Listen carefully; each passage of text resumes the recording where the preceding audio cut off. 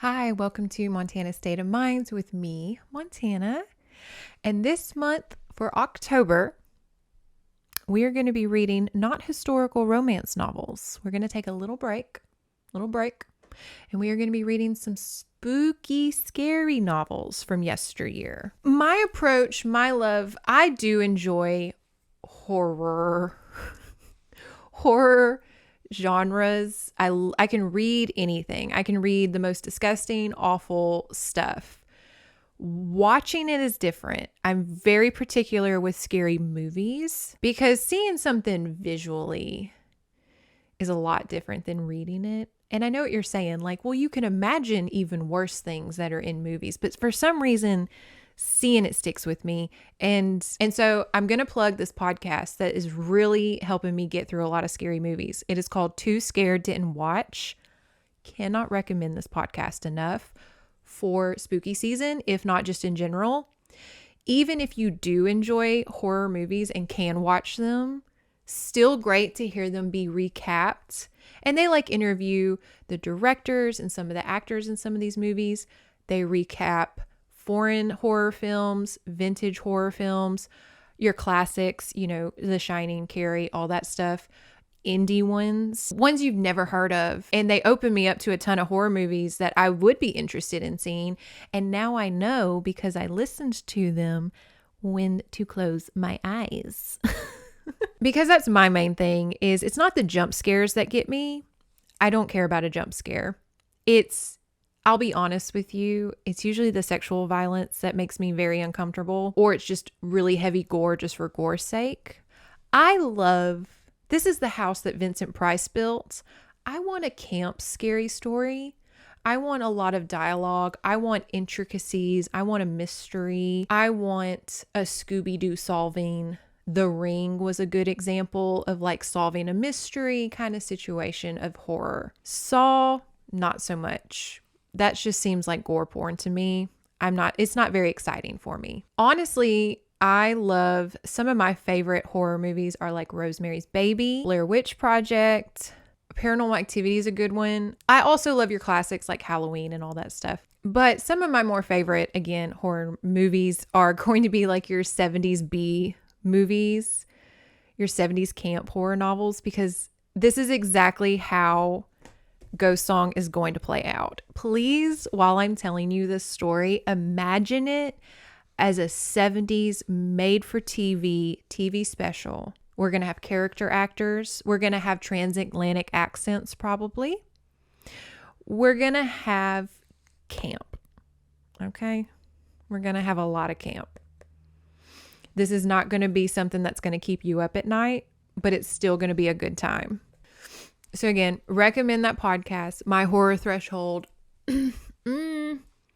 I'll watch a scary movie if I know what's going to happen, or if I know there is no crazy sexual violence. Now, just a real quick side story. My house is currently being haunted. So listen to this, y'all.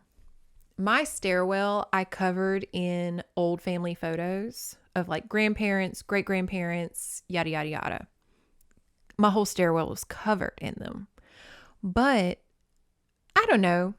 I'm a Gemini. I get tired of looking at the same thing all the time. And so I just wanted to redo it. I wanted to redo my stairwell. And so I took them all down. But I put them in a photo album. Okay. I didn't just put them in the garage or the attic or something. I put them in a photo album so you can still look at them. They're still in the house. But I think someone on my mom's side of the family is very upset because now we're hearing thuds. Things are falling. Things are moving. I'm hearing footsteps. My youngest says there's a ghost in his older brother's room. And my opinion on ghosts, oh God, this is going to get into a tangent. I'll make this a chapter so you can skip it. My opinion on ghosts is I am both skeptical but safe. I am both understanding that it could be literally anything.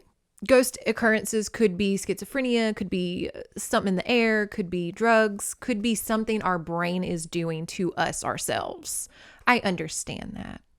However, Sometimes I just like to play it safe, and I will burn a sage, I will salt a room, I will bang a pot, just to cover all bases. Okay? We're skeptical, but we're safe. And so last night, I was in bed and I heard little footsteps in my living room. And I thought it was my youngest because he usually will get up and go get a glass of water and he'll come crawl into bed with me. And thought it was him. But then, like, I heard rummaging. No big deal. But then I heard him get out of his bed and come downstairs. And I was like, well, then who the hell was in the living room? Because I know it's not the other two. Anyways, crazy. I'll handle it this weekend, I guess. I don't know. Honestly, again, I think it's just my mom's side of the family just being dramatic because I had a great uncle that used to haunt my parents' home because my mama used his portrait as a Halloween decoration. And then he haunted the house and I kept seeing him everywhere. And I know what you're saying, like, Montana, I thought you said you were skeptical and you're saying you're seeing ghosts. I saw what I saw. Am I crazy? Maybe.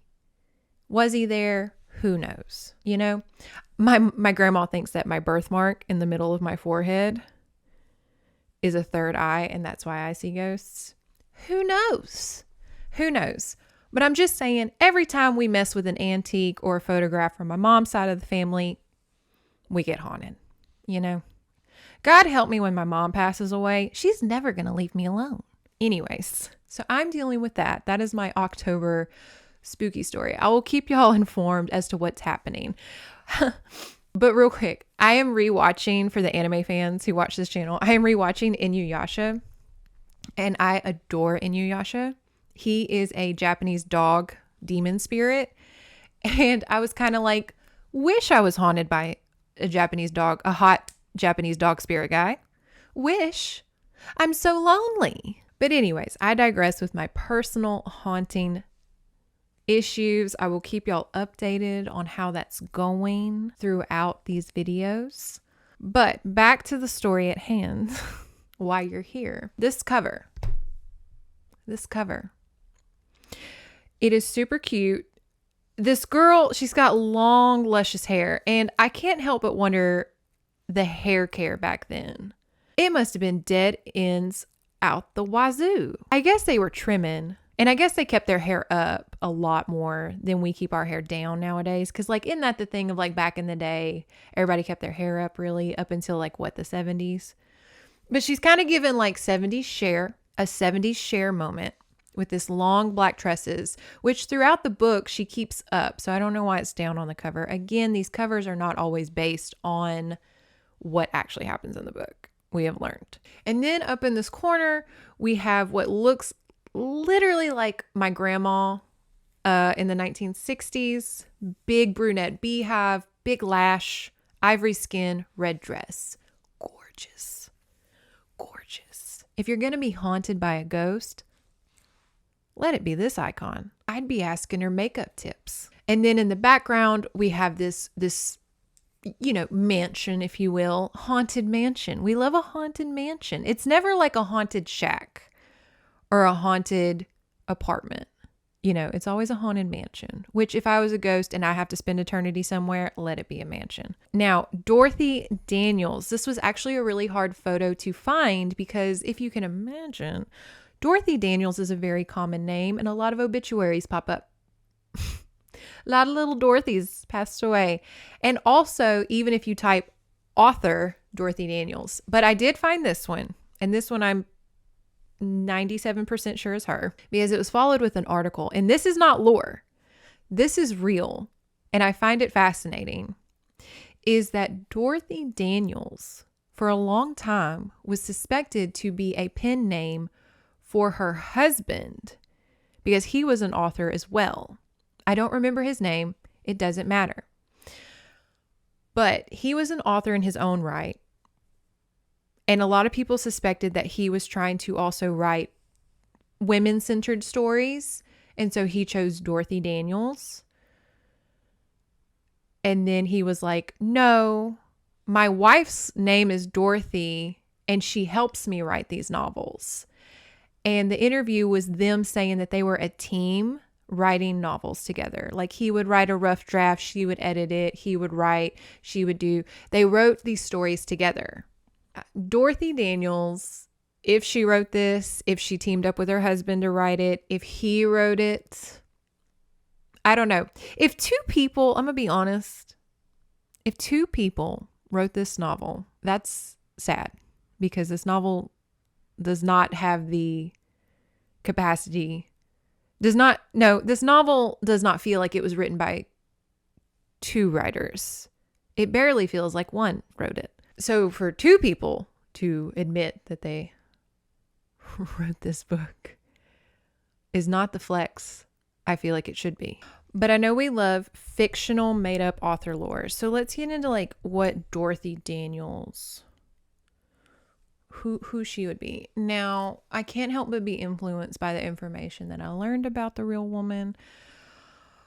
But Miss Daniels, she gives me the vibe of she's going to be a little more introverted than our past authors.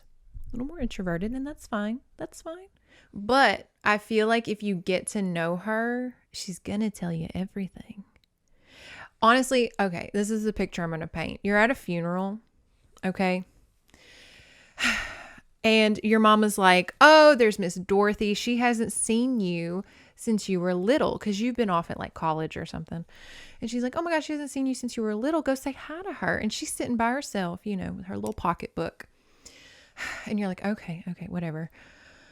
And you're like, hey, Miss Dorothy, you know, it's me, Montana. You know, do you remember me? I'm, you know, Sandra's daughter. And she goes, oh yeah, I know. And you're like, how are you? And she asks like how school's been and stuff. And she's the type of person that's going to be more progressive than you think, because she's going to say some off the cuff stuff that's going to shock you, but it's going to come from such a little quiet package of like, you're just going to sit next to her. You're going to be like, did you enjoy the service? And she's going to be like,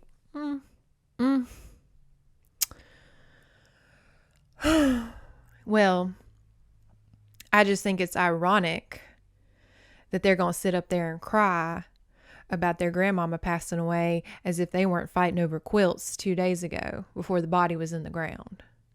And you're like, what? They were fighting? And she goes, oh yeah, those two twins over there, they had to get a patrol car to go sit at their grandmama's house the second she died because those two were trying to break in to get under the mattresses and steal God knows what to go hawk it at the pawn shop. And I'm saying that from experience because that's what happened when my grandma died. We had to get a patrol car up at her house because I have family that will steal. Nothing brings out family drama quite like a funeral. Anyways, so she's going to tell you stuff like that of just like, oh yeah. Those two over there, the body's not even in the ground and they're wanting to read the will. What do you think they're going to, what do you think they're going to do with that wedding ring set? You think they're going to keep it? You think they're going to cherish it? No, because that one's got a gambling addiction. You know, she just got divorced because of it. Nearly lost her kids. And you're like, damn, Miss Dorothy, shit. And you don't move because you're just like, tell me more, please. And then she's also not going to eat anything at the potluck. She ain't going to touch nothing because she knows, okay, she knows your Aunt Linda's got cats and she's going to let those cats on the kitchen counter. And so she's like, I've seen the inside of these people's cars. Okay. I don't want to see the inside of their kitchen. Not eating nothing. She'll eat a cookie from the caterer that comes wrapped in a piece of plastic, and that's about it. And she's also going to roll out pretty early, right after the service. She's going to say, it was really nice talking to you, honey, because she can't be trifling with these people. Miss Dorothy is quiet. She protects her energy, okay? She knows her boundaries. And she's going to see Miss Janelle, remember, and Miss Terry tooting, pooting, and laughing over there. And she's like, that's too much. That's too much chaotic. I ain't got the energy. And then she's going to see Miss Martha, remember her and her snobby friends. And they're talking about their Jell-O salads. And she's like, I ain't going to eat anything from their kitchens. And she's going to get her pocketbook, get her cookie, and go. And we respect that. We respect that. We love a woman that protects her energy, but also knows everything about everybody. All right.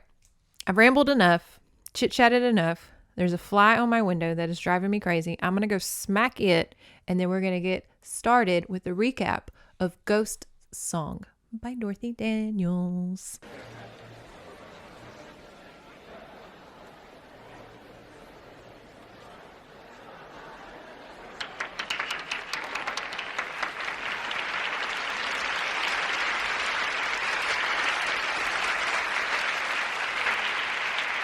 Here we go. This movie is going to open up on a young Mavis. And now Mavis is that tiny age bracket between 18 and 23 that I think we need a new name for, because you're not an adult when you're 18. I'm sorry.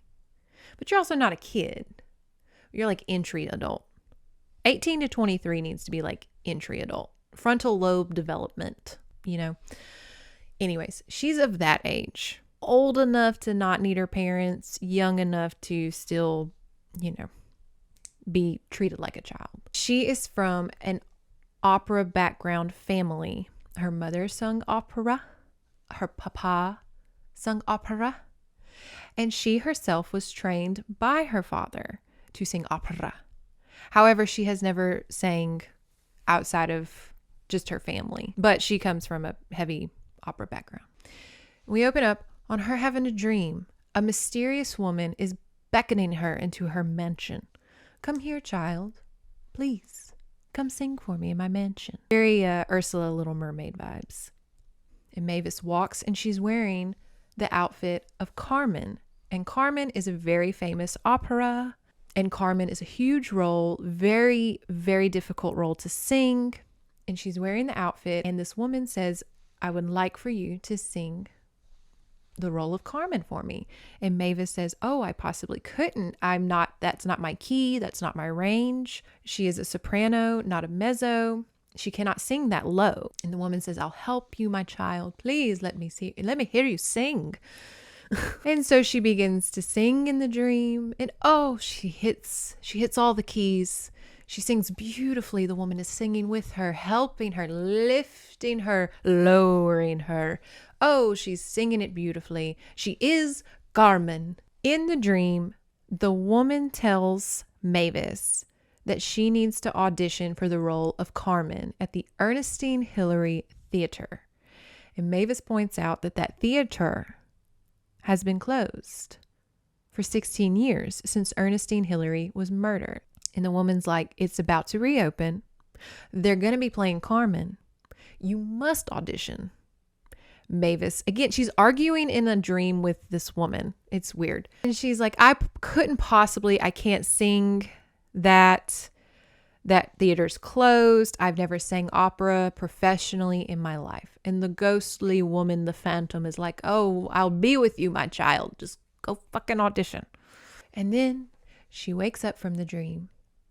And she's like, wow, what a cool dream. Anyways, I'm off to work. And now this time period is interesting for me because it's the time of like horse carriages and oil lamps and candles. But she's a typist in an office. So I know what you're saying, like oil lamps, horse carriages, candlelight, could be the 1800s, could be 1970s rural America. She's a typist in an office. So I'm thinking like, okay, does that mean like a typewriter? Obviously. But when were typewriters in an office like a thing? I guess it could be the 1800s, 1900s, early 1900s. Let's go with that. Anyways, it takes place, here we go, guys, New Orleans. Oh, takes place in good old New Orleans. That's the only town that exists in Louisiana. It is just New Orleans. No other town whatsoever. And it's stated that she lives on Bourbon Street. Now, even back in the day, nobody lives on Bourbon Street. Now, I know what you're saying. Yes, they do. There's houses on Bourbon Street. Okay, a typist under the age of 23 does not live on Bourbon Street. It's not a residential street. Never was, even when it was created. I mean, maybe a millionaire had a little balcony up in there. Nobody was just living a bachelorette life on Bourbon Street. I'm sorry. It's kind of like saying, oh, she lives in New York City on Broadway. Like, and she's an intern. No. And the reason that she is in New Orleans is because her mother died when she was young, and her father raised her in California. Trained her to sing opera because that was their passion, but didn't necessarily raise her in an opera background. He was retired. And when he passed away of natural causes, like he just dies. And so she's just a young... Are you an orphan if you're above 18 and your parents die? I don't know. Anyways, a family friend named Annie, old woman, writes her a letter and says, hey, I loved your dad. I worked for him. I was a seamstress for the opera theater he worked at. Please come live with me. I would hate for a young woman to be alone in California. Come live with me on Bourbon Street in New Orleans. We'll have a great time. And she goes. Anyways, so she's been living with Annie for the past few months. And she tells Annie's kind of like a maternal caregiver for her. And so she tells Annie about her dream. And Annie's like, oh my God, you have to audition for Carmen at the Ernestine Hillary Theater. And Mavis is like, well, that theater's been closed since Ernestine Hillary, the famous opera star of New Orleans, was murdered 16 years ago. She tells Annie about her dream. Annie's like, oh my God, you have to audition if you had a dream about it. I just so happen to have a Carmen outfit because I'm an opera seamstress. I've got that just in the back, go put it on. And then she is informed that her office where she is a typist has burned down. How convenient. If only that happened to a lot of us, like I can't go to work. My office burnt down. And so Annie's like, it's a stroke of luck, an act of God. Your office burnt down. You have nothing better to do than go audition. So Annie's like, girl, it's a sign. You're going to get it. Put on this Carmen dress and get out there. They go to the Ernestine Hillary audition. No, the Ernestine Hillary Theater. It's obviously not open because it's never been open for the past 16 years. But they go in the back and there's two men there. And we are going to learn that is Philip and Raymond. And these are two men and they are revitalizing the theater. And poor little Mavis shows up dressed as Carmen. And she's like, hi, can I audition? Can I audition as Carmen? Are y'all busy? I know this place is run down and boarded up, but I just was strolling by in my Carmen outfit and just felt a whim to come inside and audition. And they look at her like she's crazy because she kind of sounds it. And they're like, no, we already have the role of Carmen. How did you even know that we were open? She can't necessarily tell them it happened in a dream because she would sound crazy. But as she's talking to these men, she sees that ghostly figure in the seating, not in the audience because no one's there, but where the audience is, the seating in the theater, whatever. She sees that woman and that woman's nodding, just like, do it, sing, do it, audition. And Mavis just gets on stage and she begins singing, and it's just like her dream. She's hitting notes she normally couldn't. She's singing full-bodied, low, high. She's singing beautifully, and she's acting as the role of Carmen perfectly. And the jaws drop on these two men, on Philip and Raymond. You sound just like Ernestine Hillary. And Mavis is like, the woman who the theater is named after? Uh-huh. And this is when she kind of clicks and looks at a photo and she's like, oh, the woman in my dream and that's sitting over there cheering me on is Ernestine Hillary herself. And they're like, you sound just like her. That's crazy. Uncanny. Like if I opened my voice and Beyonce came out. But they kind of have a kerfuffle, Philip and Raymond. They kind of have a kerfuffle because Raymond's like, oh my God, she's perfect. She has to be Carmen. She sounds just like literally the woman the theater is named after. That's amazing. And Philip's like, but we promised the role to Berna. And she's coming in from New York City. Like, she traveled a really long ways. She's going to be kind of mad. We can't tell her like, oh, this girl just randomly walked in and we gave it to her. And just as that's happening, Berna shows up. And now Berna is a New York City opera singer. And she is a talent in her own right. She's definitely not just a nobody. And she comes in pissed. She's an opera diva. And she comes in loud, upset. Somebody locked me in my hotel room. Somebody locked me in my hotel room. I'm sorry I'm late. It was ridiculous. I could not get here on time. I had to bang on the door for someone to let me out. Who is that girl? Why is she dressed like Carmen? And they're like, ooh.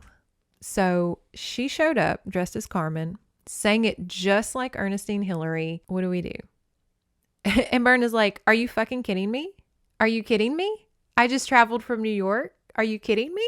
You're just going to let in any young girl that just shows up cosplaying as Carmen to have my role? What? So they say, all right, look, we'll have a sing-off tomorrow for the guy who kind of owns the theater. Like we'll have a sing-off. He'll love it. And he can help decide who should play Carmen because he has really good taste. And Berna is beyond pissed. I would be too. Because traveling from New York to New Orleans back in like whenever this was happening must have been just a whole endeavor. And you're promised this role and then you show up and they're just like, so this girl came up for the street. I would be fuming.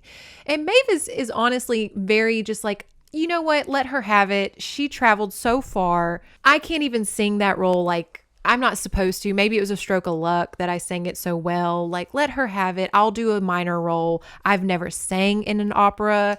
And the whole time she's like saying her resume of how she doesn't need to be Carmen, Berna's just like, what? She's never sang in an opera and you're going to give her the role of Carmen the first, like, are you? So Mavis and Annie return home and Mavis starts inquiring about Ernestine Hillary. She understands that she was like the Lady Gaga of New Orleans back in her heyday. Very huge star. Everybody loved her. Everybody wanted to be her. She was everything. And she was murdered. And they've never found her murderer. And so Mavis is asking Annie kind of more about her. Annie's a huge fangirl for Ernestine. Loves her, used to do her clothes, says, oh, your father was in Carmen with her and played like the Jack to her Rose, like her love interest, whose name is Jose. But, you know, he played Jose to her Carmen. And Mavis is, my dad never mentioned Ernestine Hillary. Ever. And Annie's like, well, they worked together a lot. And they were very fond of each other. And Annie kind of treats Mavis like a little baby. And I know it's sometimes in these novels of these girls are young and they're unwed. And so they're treated like they're babies by these older women. I don't get it. But anyways, she's like literally tucking Mavis into bed, giving her a warm glass of milk, of which the only scary thing in this novel is the milk consumption. The amounts of milk that is consumed in this novel is astounding. I know they weren't drinking water back then, but milk, and it's always a warm glass of milk too. A warm, frothy glass of, anyways. I'm not about to sit in hot ass New Orleans and drink a refreshing glass of hot milk. It's so damn hot. Milk was a bad choice. As she's tucking little Mavis into bed with a warm glass of milk, she's like, we have to go investigate your dream and see if it was Ernestine Hillary herself. So we're going to go in her abandoned mansion. This is Annie saying this. And Mavis is kind of like, we don't have to. We don't have to do that. And Annie is determined. She's like, we have to know if Ernestine is blessing you with her presence, showing up in your dreams, trying to get you to become a star. Like, we have to go to her mansion and see if that's where your dream took place. And so she's like, when you wake up from your little nap, we're going to go into a haunted mansion. Ooh. And I love that before they go spelunking in this haunted house, it said that they have a light salad and glasses of milk. If I'm going into a haunted home, if I'm going anywhere, I'm going to have something fibrous. I'm going to have something clear, clean. A light salad and warm milk. That sounds like the most E. coli infesting dinner menu I've ever heard. And I don't know about y'all, but a lot of us are lactose intolerant. And it's not like that's a new thing. A lot of people were back in the day. Maybe that's why everybody was so thin, is they were eating light salads with warm glasses of milk and just shitting their brains out. But yeah, I'm not about to go do something high endurance, high anxiety level inducing on a green leafy salad and not pasteurized cold milk. So they go into Ernestine Hillary's haunted mansion in New Orleans. And now it's boarded up, and it has been since her death, because in her will, Ernestine stated that she wanted her mansion closed up for 20 years after her death, which is a really weird thing to put in your will. It's very specific. It's very odd. And it's just weird. So no one's been in it for like 16 years. Annie is doing a B&E like a pro. She is breaking and entering as if she's been doing this for years. And you're kind of like, what has Annie been up to? They're digging around and they're kind of waxing and waning on who's going to be the brave one. Cause like Annie will chicken out and Mavis is like, girl, we're already here. Hop that fence. And then Mavis will get kind of nervous. And then Annie's like, we got to go to the music room. That's probably where your dream was. Anyways, so they go upstairs to the infamous music room that everybody has in their mansion. And it is where her dream took place. And so they're like, okay, it was Ernestine Hillary telling you to audition. How special are you? Again, it's as if Whitney Houston comes in your dream and is like, please put on the bodyguard outfit and sing I Have Nothing in my voice. Could you imagine? As they are in the music room, looking around, there's a giant portrait of Ernestine. Mavis is like, okay, that's the girl. Yeah, that's the Whitney Houston that's haunting me. And she turns around, boom, there's Ernestine herself, just sitting there in her little chair, just like, do you like my house? But it's not Ernestine. It's Berna, which is a hard name. These names crack me up. Ernestine, Mavis, and Berna. Now, if that is not your grandmama's quilting circle at the church, I don't know what is. But it's Berna. And she's at Ernestine's house. And of course, it's that Spider-Man meme of just like, why are you here? Well, why are you here? Berna says Ernestine came to her in a dream too. Ernestine's two-timing. She showed up in her dream too, told her to come to New Orleans and try out for Carmen. And Mavis is like, that's kind of weird that we had the same poltergeist dream. Berna is hell-bent on being Carmen. It's all she wants in life. I've never been super competitive, so I don't know what that's like. But I guess for competitive people, you would rather give up anything, your soul, for this role.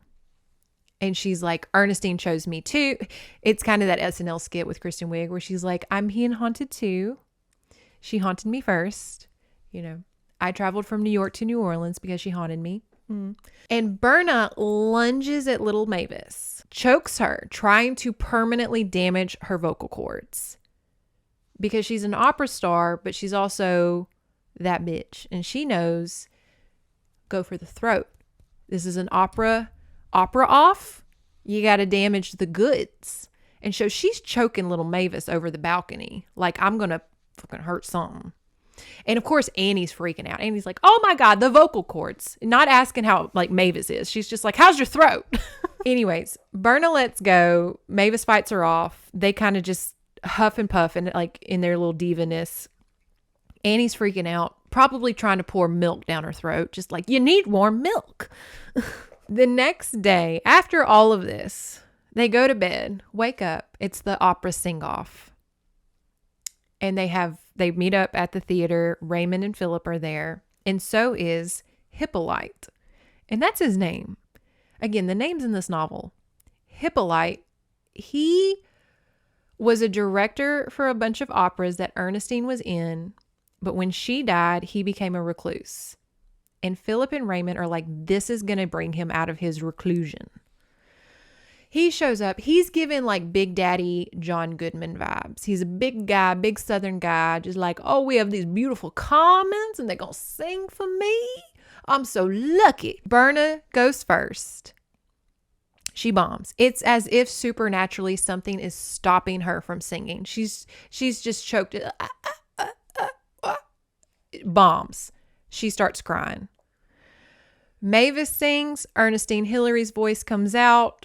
Hippolyte's like, oh my God, I am coming out of my reclusion. You sound just like Ernestine. This is fantastic. You will be Carmen.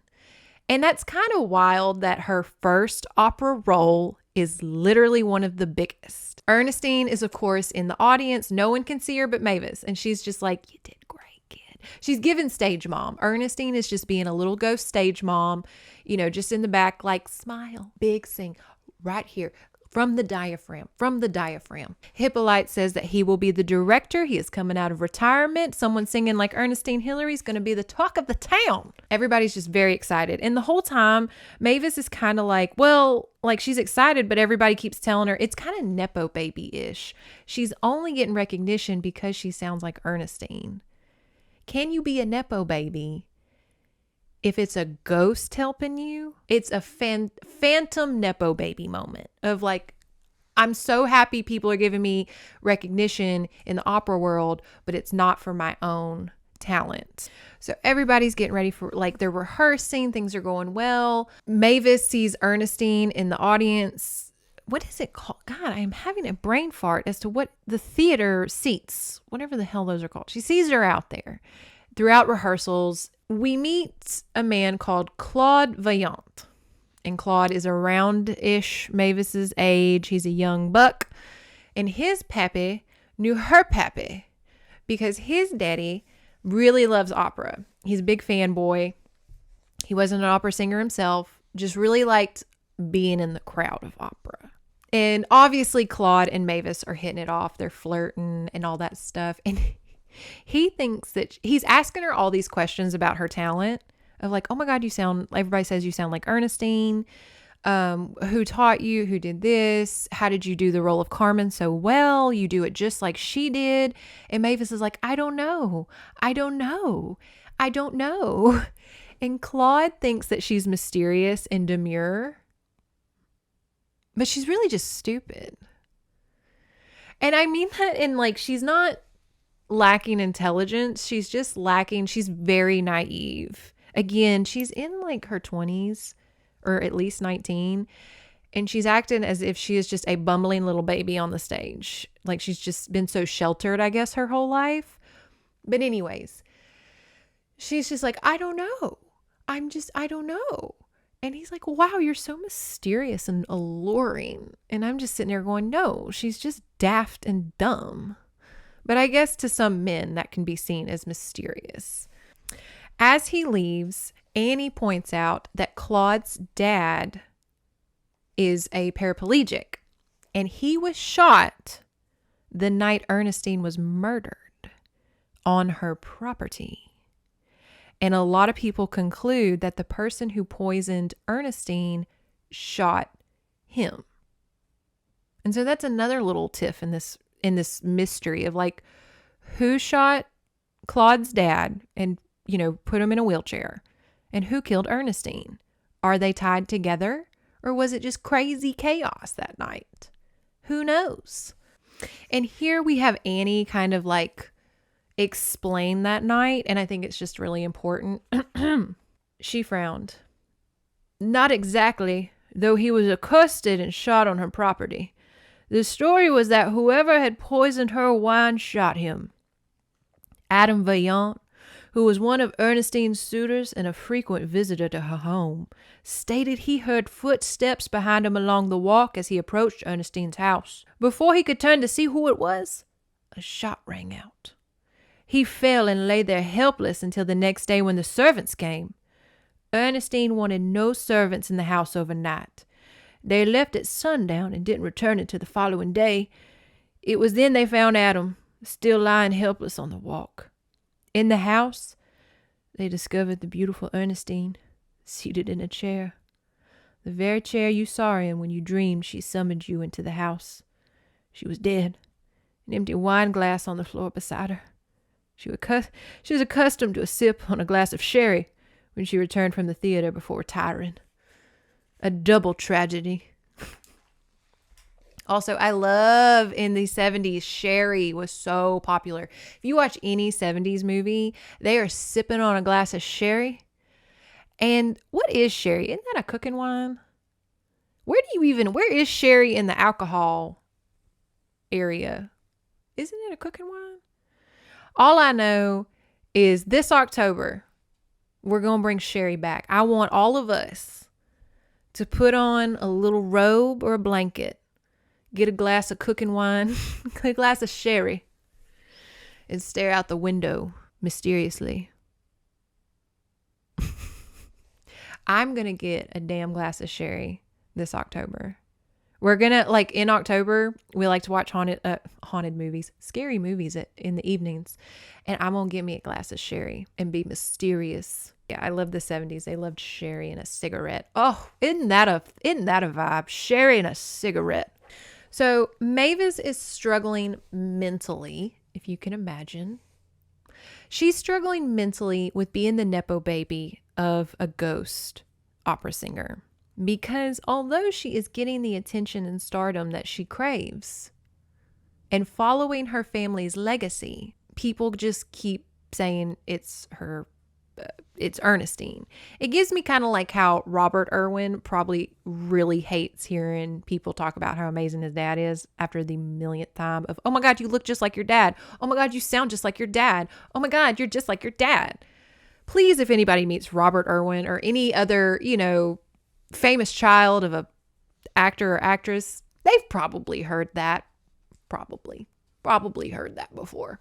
They would probably like to be recognized on their own merits, much like Mavis is in the story. She wants to sing her own range and she wants to do her own thing. But when she's on stage, Ernestine kind of takes over. She's struggling mentally. And then we have a dinner one night with Hippolyte and Raymond and Philip and Claude. And Adam Vaillant, Claude's daddy, is there. And he's like, I'm such a fan of opera. I heard you sing just like Ernestine. Hillary, I would love to hear you sing if you don't mind. A little private show. And Mavis is trying to kind of experiment with Ernestine's grasp on her.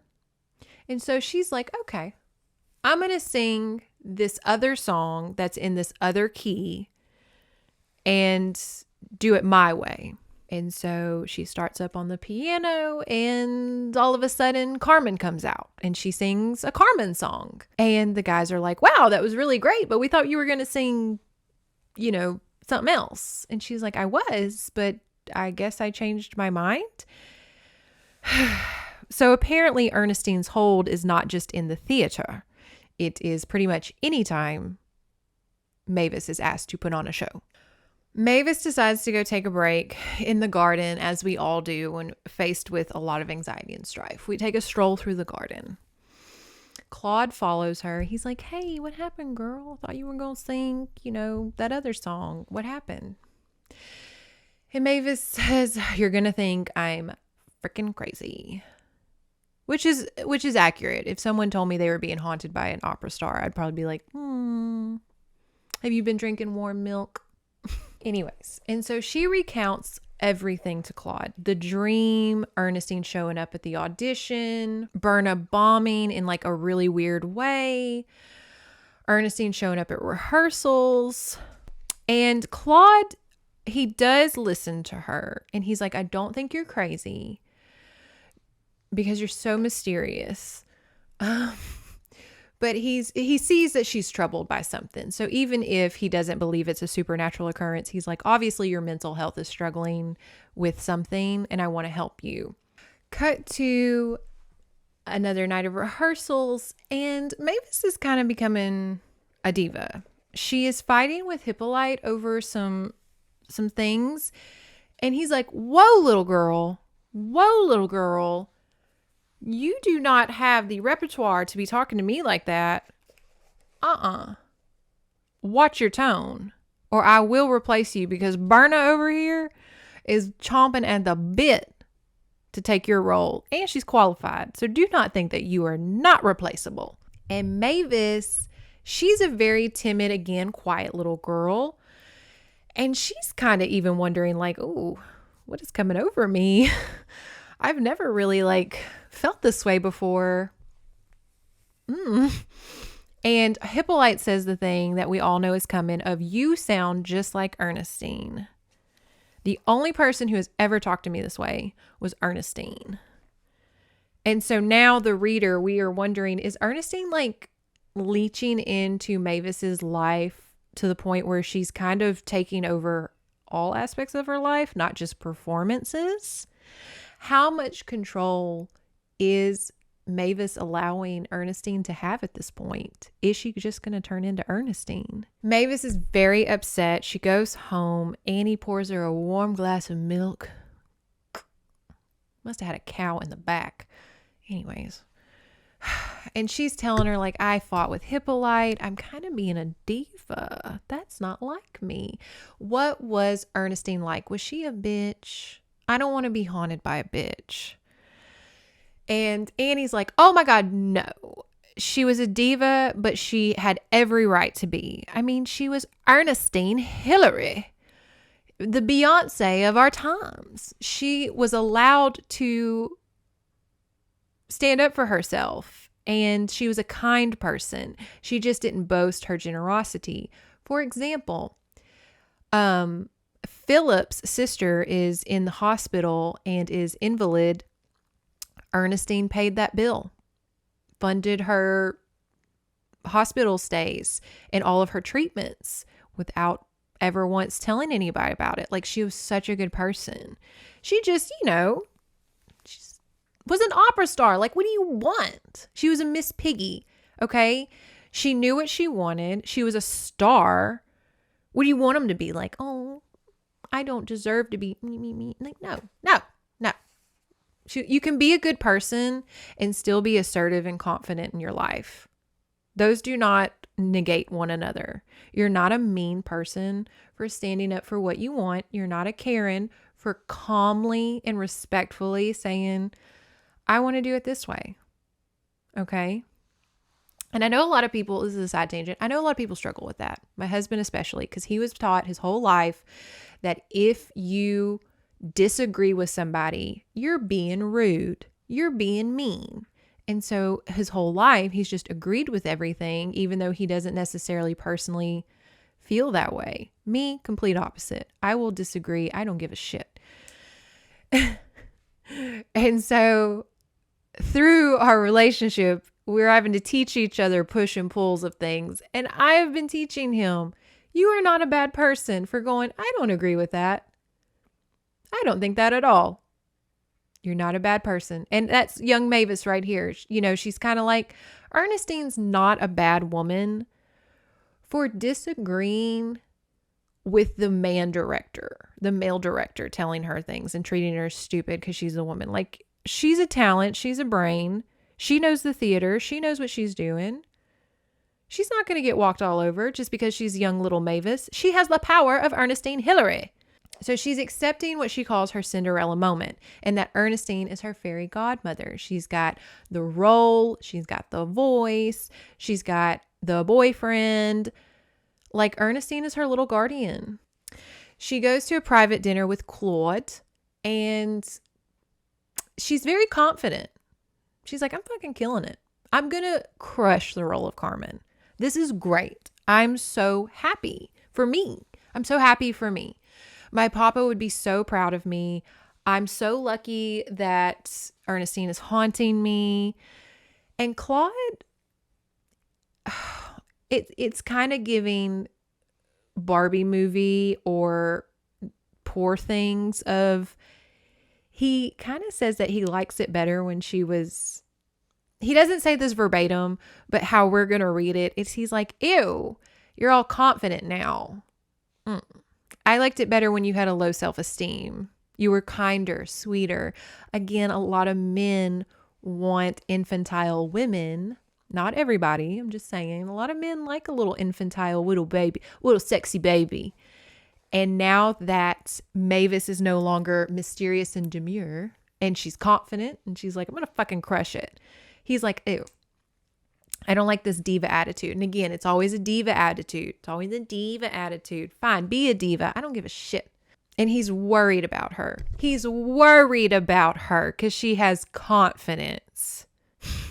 Anyways, he declares in this concern, he declares his love for her. He's like, I love you so much. I'm so concerned. You're so confident. That's not like you. Gross. That's the horror. That's the true horror of this novel, is that the men don't like a powerful woman that stands up for her talent and what she is. Ernestine, again, ever-present stage mom, is so proud of her little baby Mavis. She's like, look at you, commanding that stage, being just a chip off the old block. It is opening night. We are finally here at opening night. We've worked so hard. We've been so haunted. Ernestine is there, but Mavis does have the intelligent thought of, if Ernestine is sitting in the audience, that means that seat is empty. Why is that seat empty? That's a very good thought. I wouldn't have thought of that. She's just like, okay, if it's a sold out house, why is that one particular seat empty? Who bought that ticket? Claude doesn't show up to her opening night. Who cares? But she does take note. She has a meeting afterwards with Mr. Vaillant, Claude's daddy, the one in the wheelchair, and Hippolyte. And she says verbatim, my career comes first.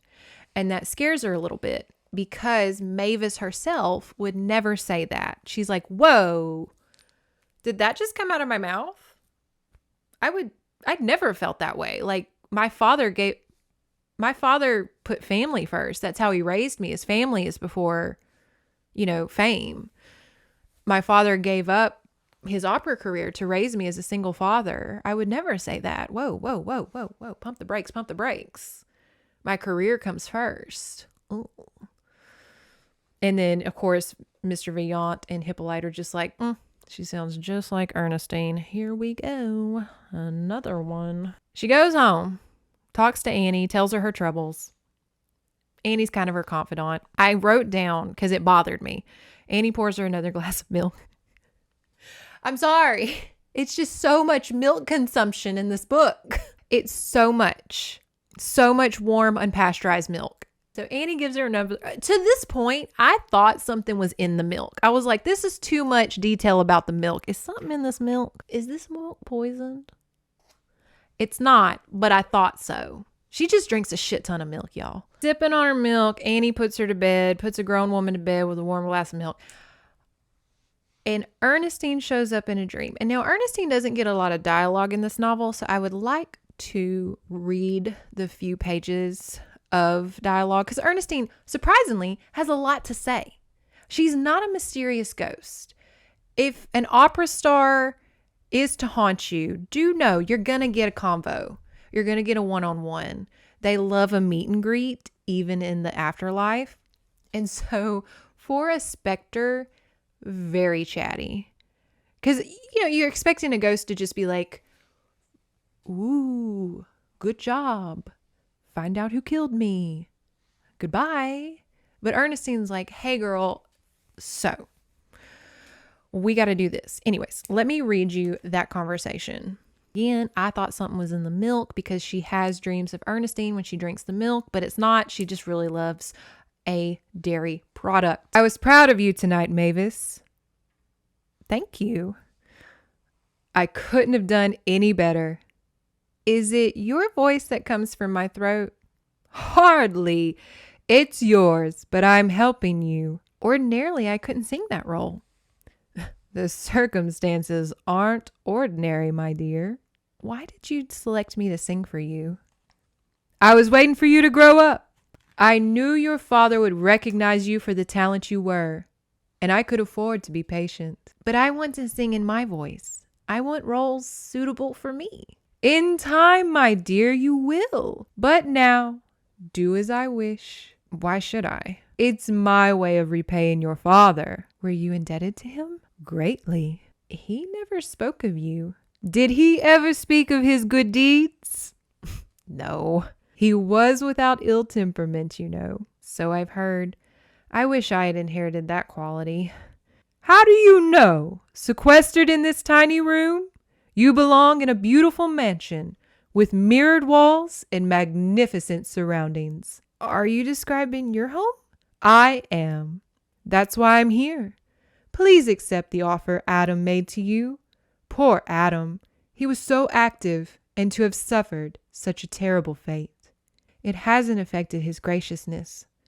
I'm glad to hear it. Why wouldn't you be aware of it when you know he offered me your home? I knew of that because I attended the opera this evening. Afterwards, I followed you about, unseen, even by you. Then it's not only in my mind that you occupy the aisle seat on the left side.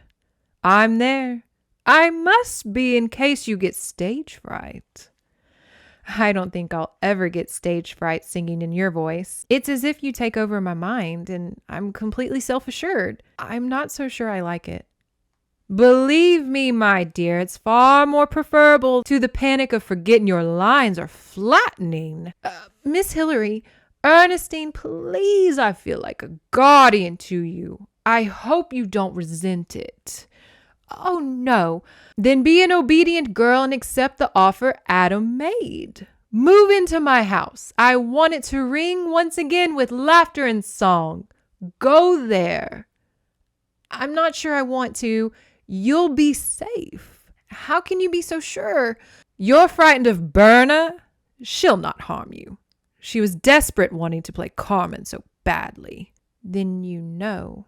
That she attempted to strangle you? I know. She said she too had a dream in which you told her to come here. I wasn't certain you could do it, but she didn't come solely at my bidding. She received an invitation with all expenses paid. Were you responsible for that? No. But don't fear her. The role is yours so long as you wish. Suppose I wish to get out of it. I don't think you really do. You have doubts about yourself, but you must succeed at this to get other roles. I shan't be here too much longer. I've waited a long time, but I cannot wait forever. And with that conversation, we kind of can gather that Ernestine really wants Mavis to play Carmen for some really weird reason. She's just really taken a shining to Mavis. And you're like, why are you so obsessed with me? But anyways, Adam offered Mavis Ernestine's home because she kind of willed it to him. And so Mavis, I guess, is going to take Ernestine's house, of which I'm kind of like, what? If I'm to be haunted, I better get a haunted New Orleans mansion out of it. Can you imagine a ghost being like, hey, so you're going to be the toast of the town. You're going to be the best opera singer in the nation.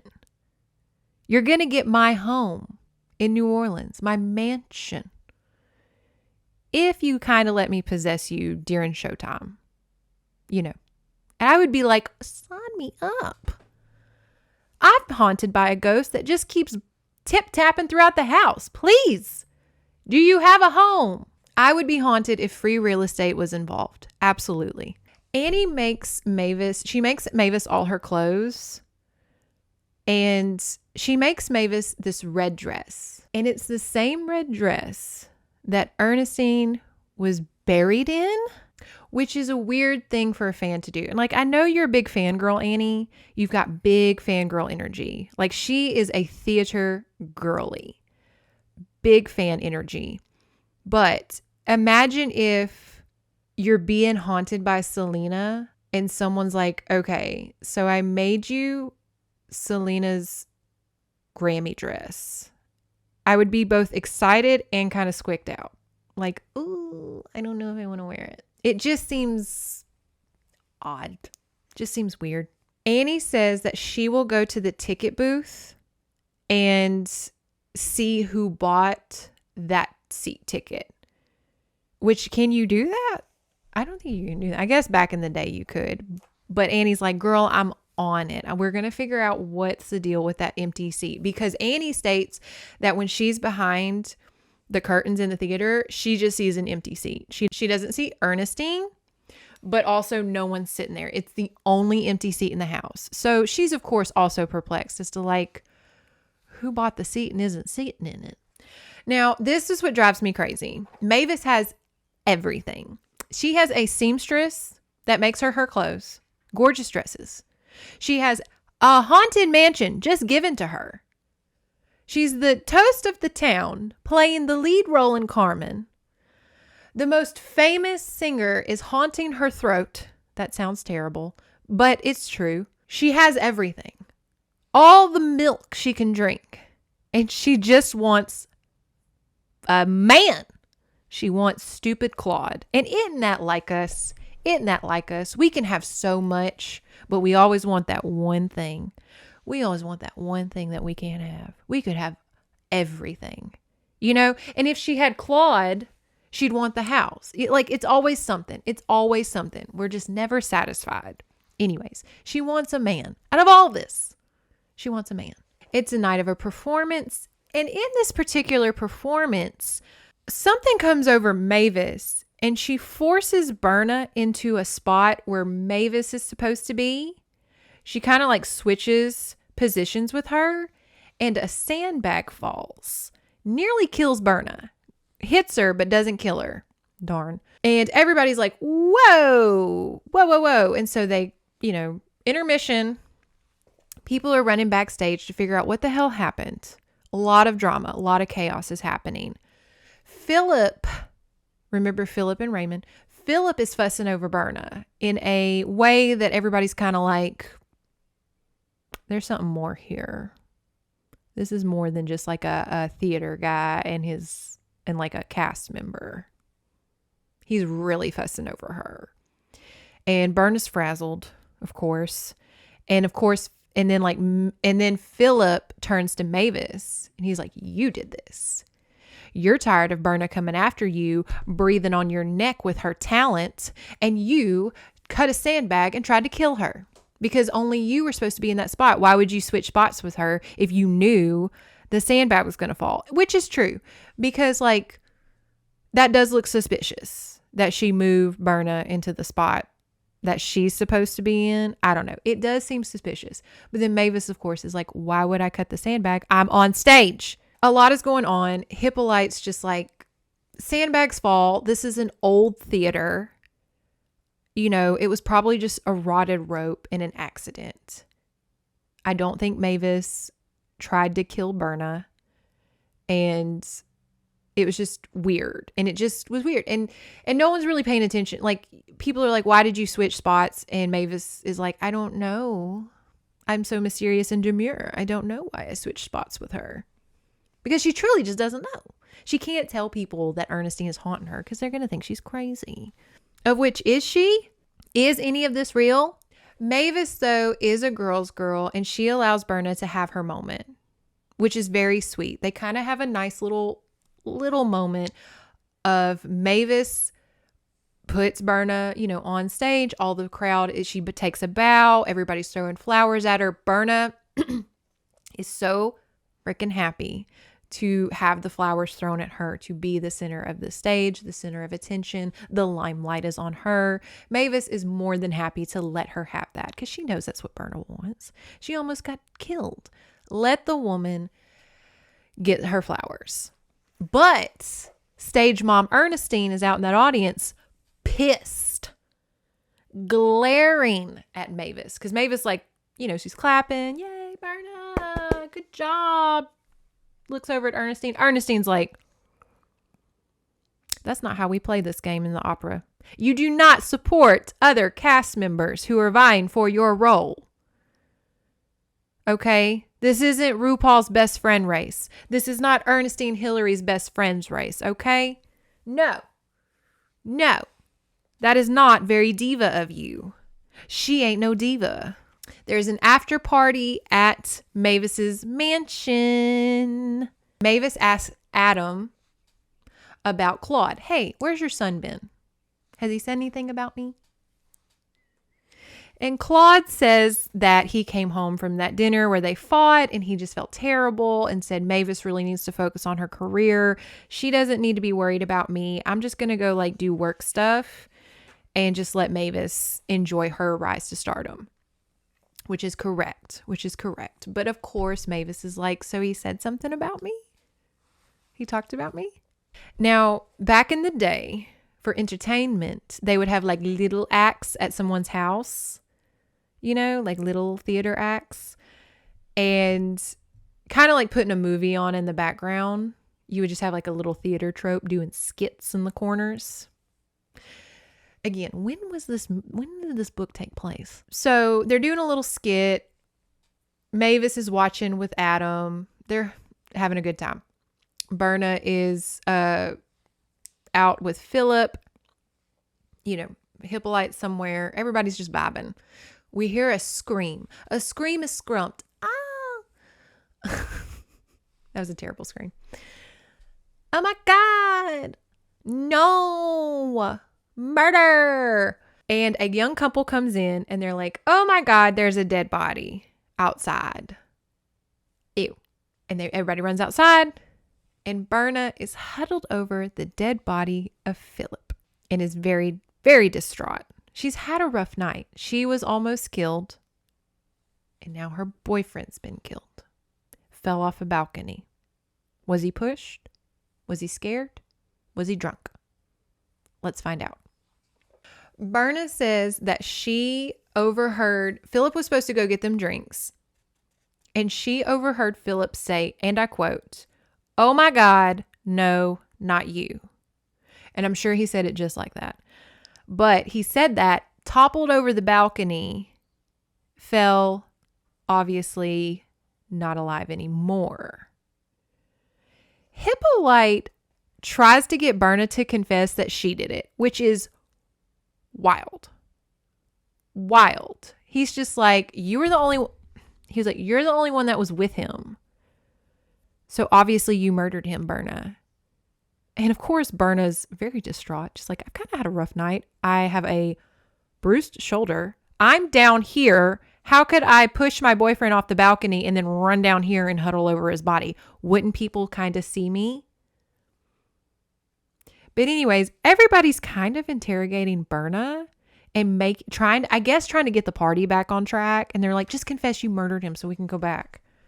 Stop being such a buzzkill about your dead boyfriend.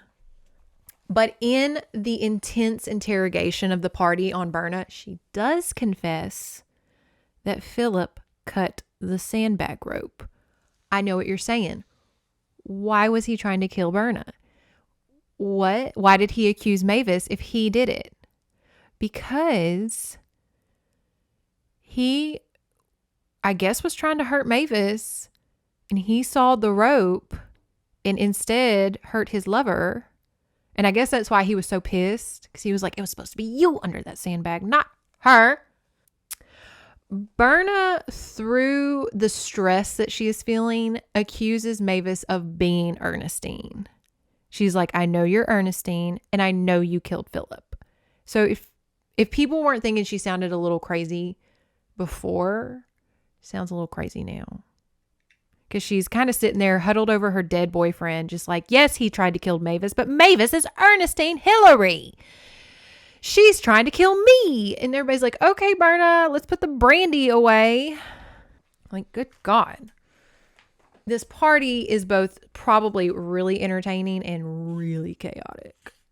And here we have Berna recounting what happened. And I just think it's important to know this. There's little to tell. The servants had already gone downstairs and only the musicians remained. Philip, Mr. Lagrange, told them they could go. I heard one tell them they would be serving refreshments at the gazebo in the rear. After they left, Philip said he was going out for a walk for a breath of air and to admire the view. I decided to have another glass of champagne. I poured it, turned just as Philip gave a horrible scream. I turned to see him going backward over the railing. I dropped my glass and ran out. My only thought was to save him. And the police officer, he's like, I understand that your boyfriend cut the rope and tried to attempt to murder you and or Mavis. She's like, it was a misunderstanding. And the police officer has this bit where he's like, I'd like to see that rope. To which everybody is like, bruh, we threw it away. Why? This is before the 1980s. A crime scene is not a sacred place. We're going to clean it up the second it happens. But poor Captain Libby, he's trying. He's just like, I wanted to see the rope so I could see how it was cut. He's trying to be a little Sherlock Holmes about it. Anyways, even the police officer is trying to get Berna to confess she killed her boyfriend. It's very stressful. It sucks for Berna. But through this questioning, we hear Annie pipes up, little old Annie. And she's like, I saw a man cut the rope. Annie, why didn't you say something? And Annie says, well, I just thought he was doing theater stuff. I didn't know he was cutting a rope to kill somebody. I just thought he was doing theater shit. Anyway, so she kind of confirms Philip was up there to try to kill Mavis. They're back at home. Take a drink because another glass of milk is drunk. I'm sorry. I'm going to point out every time milk is brought up because Annie pours Mavis another glass of warm milk and makes her drink it. I thought for the whole book that something was in this milk. I thought Annie was poisoning her. It's so much dairy product placement. But I promise you it's not. It's just a lot of fucking milk. Anyways, another glass of warm milk is brought to the bedside table and Annie's like, my dear child, you've been through so much. Please drink your milk and go to bed. She lays down, goes to bed. Ernestine shows up. Another Ernestine appearance. And here again, we have a chit chat with a ghost. Ernestine and Mavis chit chat as if they are in the parlor drinking tea. As if this is literally not the ghost that is haunting you. I don't know how the afterworld works in this novel because Ernestine's just popping up whenever she wants. And their conversation goes as such. Why are you here? To reassure you. Why should I have to be reassured? You're upset. You've done nothing wrong. I'd like to think that, but I'm fast forming the opinion my life has taken a wrong turn since the night I dreamt of you. It was the beginning of your career. Do you deny my credit for that? No, but far from the beginning of my career, I'm beginning to think it was the continuation of yours. I'm curious to know why you selected me. Why me, Miss Hillary? Why not Berna Bruce? I had you both in mind. Didn't Berna tell you I appeared in her dream too? Yeah. You were younger, more beautiful, and the daughter of Bonelli. Just what did being his daughter have to do with it? A great deal. I loved him. Oh, yes, I loved him. I'd have married him. In fact, I schemed to do just that. But I found out too late he loved only your mother. He was one of those rare men who could love just one woman in a lifetime. Even after she died, the flame of his love for her burned deeply within him. That still doesn't explain why you chose me to sing in the opera role that made you famous. I'm not a mezzo. No one would believe it. No one heard me sing in my natural voice. Nor shall they need to so long as you do my bidding. I'm not your slave. There's no need for you to be. Then what are you getting at? I shall tell you, we've wasted enough time, and I have just so much of it to appear in my mortal form. I've gone through all of this for only one reason. I choose you because I felt you'd be taken to the hearts of the people and those who knew me far more easily than anyone else, including Berna. She was a fool to fall in love with Philip, and he with her. That did complicate things. I almost didn't see the sandbag hanging precariously by a few strands of rope. Yes, Philip cut it with evil intent. It was to land upon you. That portion of the stage was always left open for you. A pity Berna wasn't standing directly beneath it. You deliberately had me maneuver her into a position so the sandbag would fall on her. It was all I could do. I was concerned only with saving you. But that has nothing to do with my reason for being here. Before you tell me, I want to know, did you appear to Philip? Did the sight of you make him back off the railing where he lost his balance and toppled? Yes. He swore once he would kill himself if I didn't marry him. When I laughed at him, he swore he would kill me. He shouldn't have tried to kill you. Did he poison your wine? No. I thought it might have been, but now I know differently. He was a Don Juan. He couldn't be faithful but only to one woman for so long. He and Berna were in love. Yeah, he finally found a woman who completely enchanted him.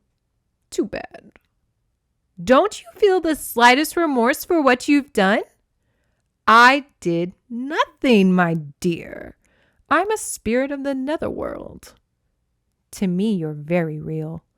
We're wasting time. I have little of it and I'm wary. I can't be around forever. I'm here for one reason. I want you to find out who put poison in my wine. I should think you would know. You seem possessed of supernatural powers. Not really. Don't you think the person who poisoned you is the same one who shot Adam? No.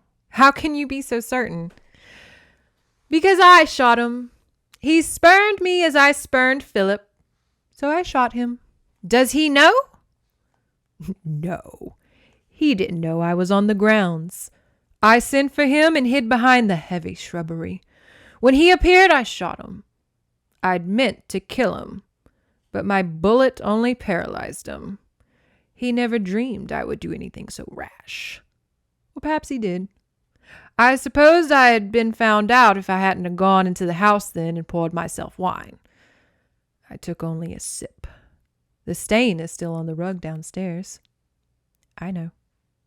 I have 3 suspects, Raymond, Hippolyte, and Adam. You think Adam would have stooped to such an act? Adam wanted no scandal to touch him while he was raising his son. I could have provided one. With me dead, but you said you only loved Papa. He refused my love. I wished to show him I could do much better. Your Papa had no money, no social standing. To an ambitious woman like you, I should think that would illuminate him as a suitor. I'm a vain woman. Your father had a glorious voice and was extremely handsome. I would have found that sufficient since I had more money than I could spend. What difference does it make who murdered you? You're dead. You can't hurt anyone and no one can hurt you. What about Philip? Would you repeat what you did tonight? What I did tonight and what I did yesterday to Berna, using you as a ploy. So what you're saying is I'm completely at your mercy. If I don't do your bidding, those around me will suffer? That's exactly what I'm saying. And believe me, those aren't idle words. I believe you. Then I can count on you to find out who placed poison in the wine I drank. Suppose I do. What will you do to that person? Kill him. My time is up. Think about it, dear. Especially think of Claude, the son of Adam. You're fond of him. More than fond, I dare say. Am I not right? Yes. But he cares nothing about me, so you do well to let him alone. Continue to sing the role of Carmen. I'll attend to Berna if she attempts to cause you any trouble. And find out who murdered me. Those 3 men were friends of your father. Cultivate them. And if I don't? I have an ace in the hole. If you're smart, you will not force my hand. And with that ghostly encounter, she is just obviously high anxiety, verklempt, has to drink her milk, and goes back to bed. Now, in the meantime, Claude returns. He returns, says, oh my God, I'm so sorry. They make up, blah, blah, blah. She confesses more of what Ernestine has done. And Claude's the only person who will kind of listen to her talk about this ghost stuff. She tells Annie, but Annie is such a fangirl for Ernestine. She's like, do whatever Ernestine says, girl. You're being haunted by Whitney Houston. You're being haunted by Selena. Allow it. Which I can't negate her. I'd kind of be like, girl, just vibe with it.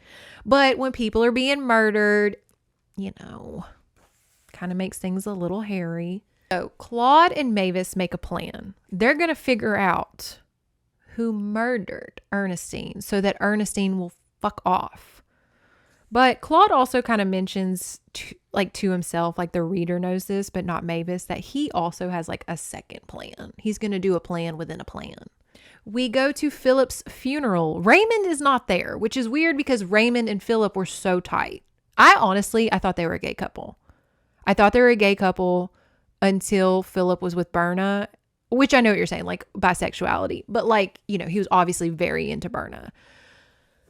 And Raymond didn't care. So I was like, okay. But Raymond is not there. And at this moment in time, I'm thinking, my thought is, wouldn't it be awesome if Ernestine, when she was alive, was a drag queen? Okay, imagine this. It's not what's going to happen, but imagine if Raymond was Ernestine back in the day and was the town idol, could sing so high, but was a man. And then something happened and he got quote unquote murdered. And now he's trying to revitalize his career. I don't know. I just wanted there to be a drag element. I just wanted there to be a gender drag element because I just thought that would be so fun. However, it is not lost upon me how that would not bode well in today's climate, making the drag queen the evil person. I wish we lived in a less shitty society where we could do fun stuff like that. That would be fun. But in today's climate, we can't do that because that's just, typical. Then they'd be like, of course the drag queen's the bad guy. But I just think that would be fun. A haunting by a drag opera queen and Raymond somehow involved, it's him or he knew. I don't know. I just thought that would be fun. But that's not the case. Mavis talks with Claude and Adam. And Claude and Mavis, they kind of, they're just like, look, we think Ernestine shot you. And she's haunting Mavis. She admits she shot you. Does that ring a bell? Does that feel like Ernestine would do? And Adam's like, sure. But Adam and Claude, they fear for Mavis. They're like, I don't think Ernestine's going to let you go once she figures out who murdered her. She wouldn't be this involved in your life if it was just figuring out who murdered her. Because she's not going to let this go. She's not going to let this stardom go. She's getting a second shot at her career. She's not going to just let you go. So they're kind of nervous for Mavis. They're just like, I think there's more to this spectral visiting you than just solving a murder mystery.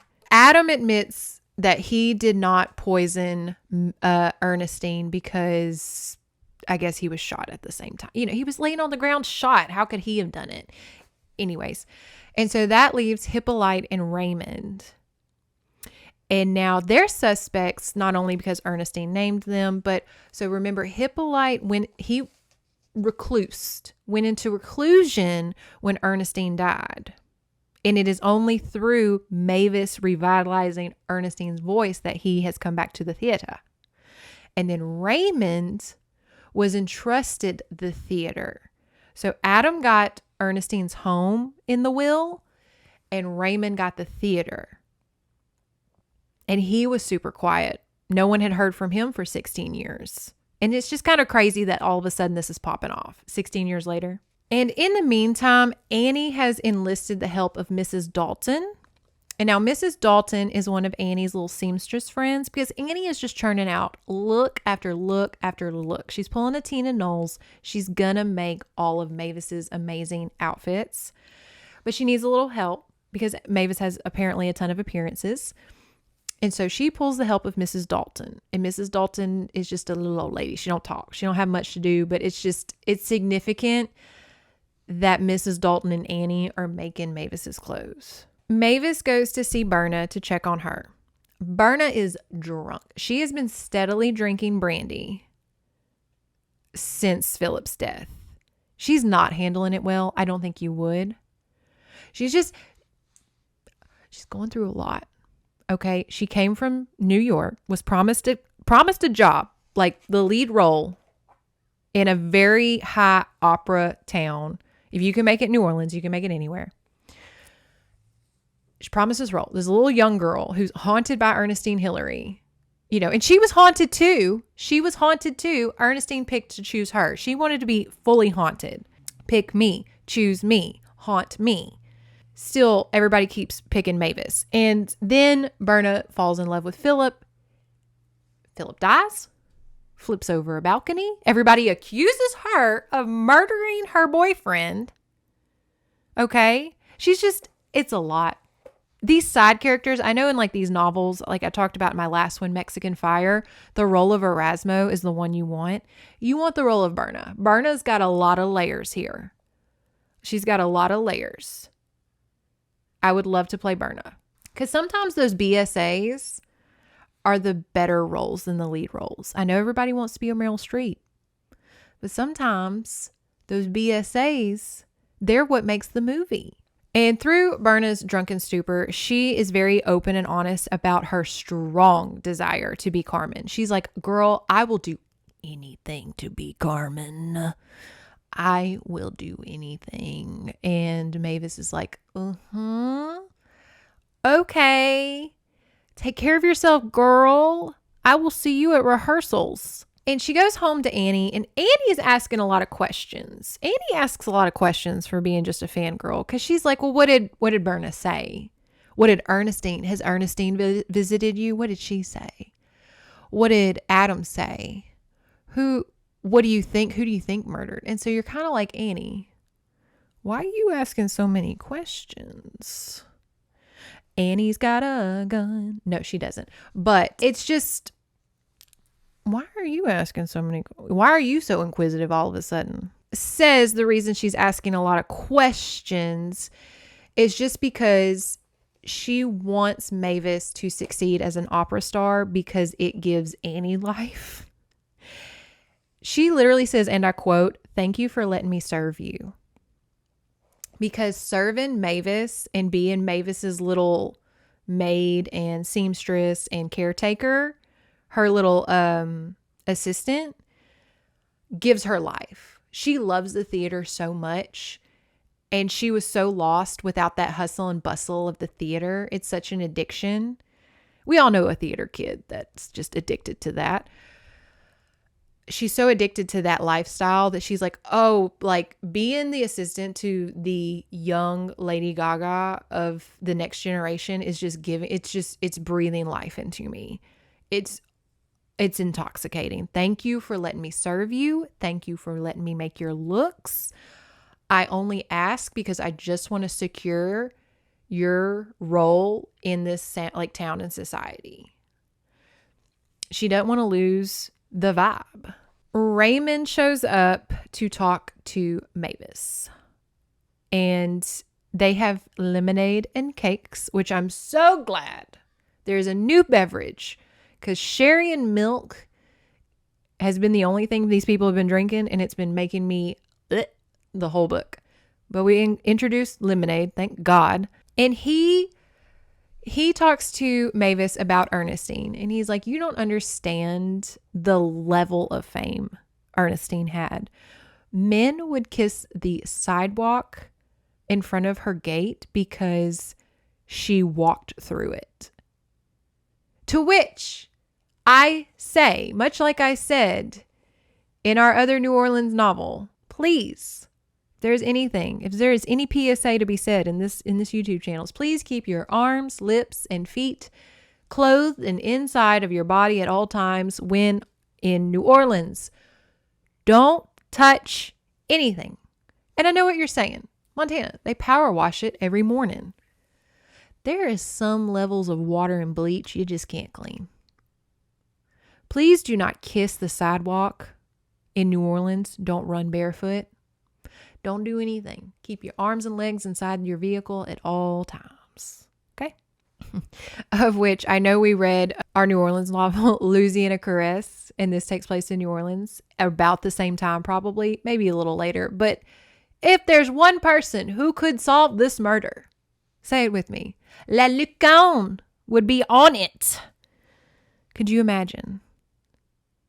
La Lucan would be on this case like milk on an opera stand. He would be on the case. Talk about a crossover event. Anyways, not much is said at this meeting with Raymond, except he just cements how important Ernestine was to society here. Like, she is not something to be trifled with. And he loved her. Everybody did. Everybody had a relationship with her, apparently, which that's theater folks for you.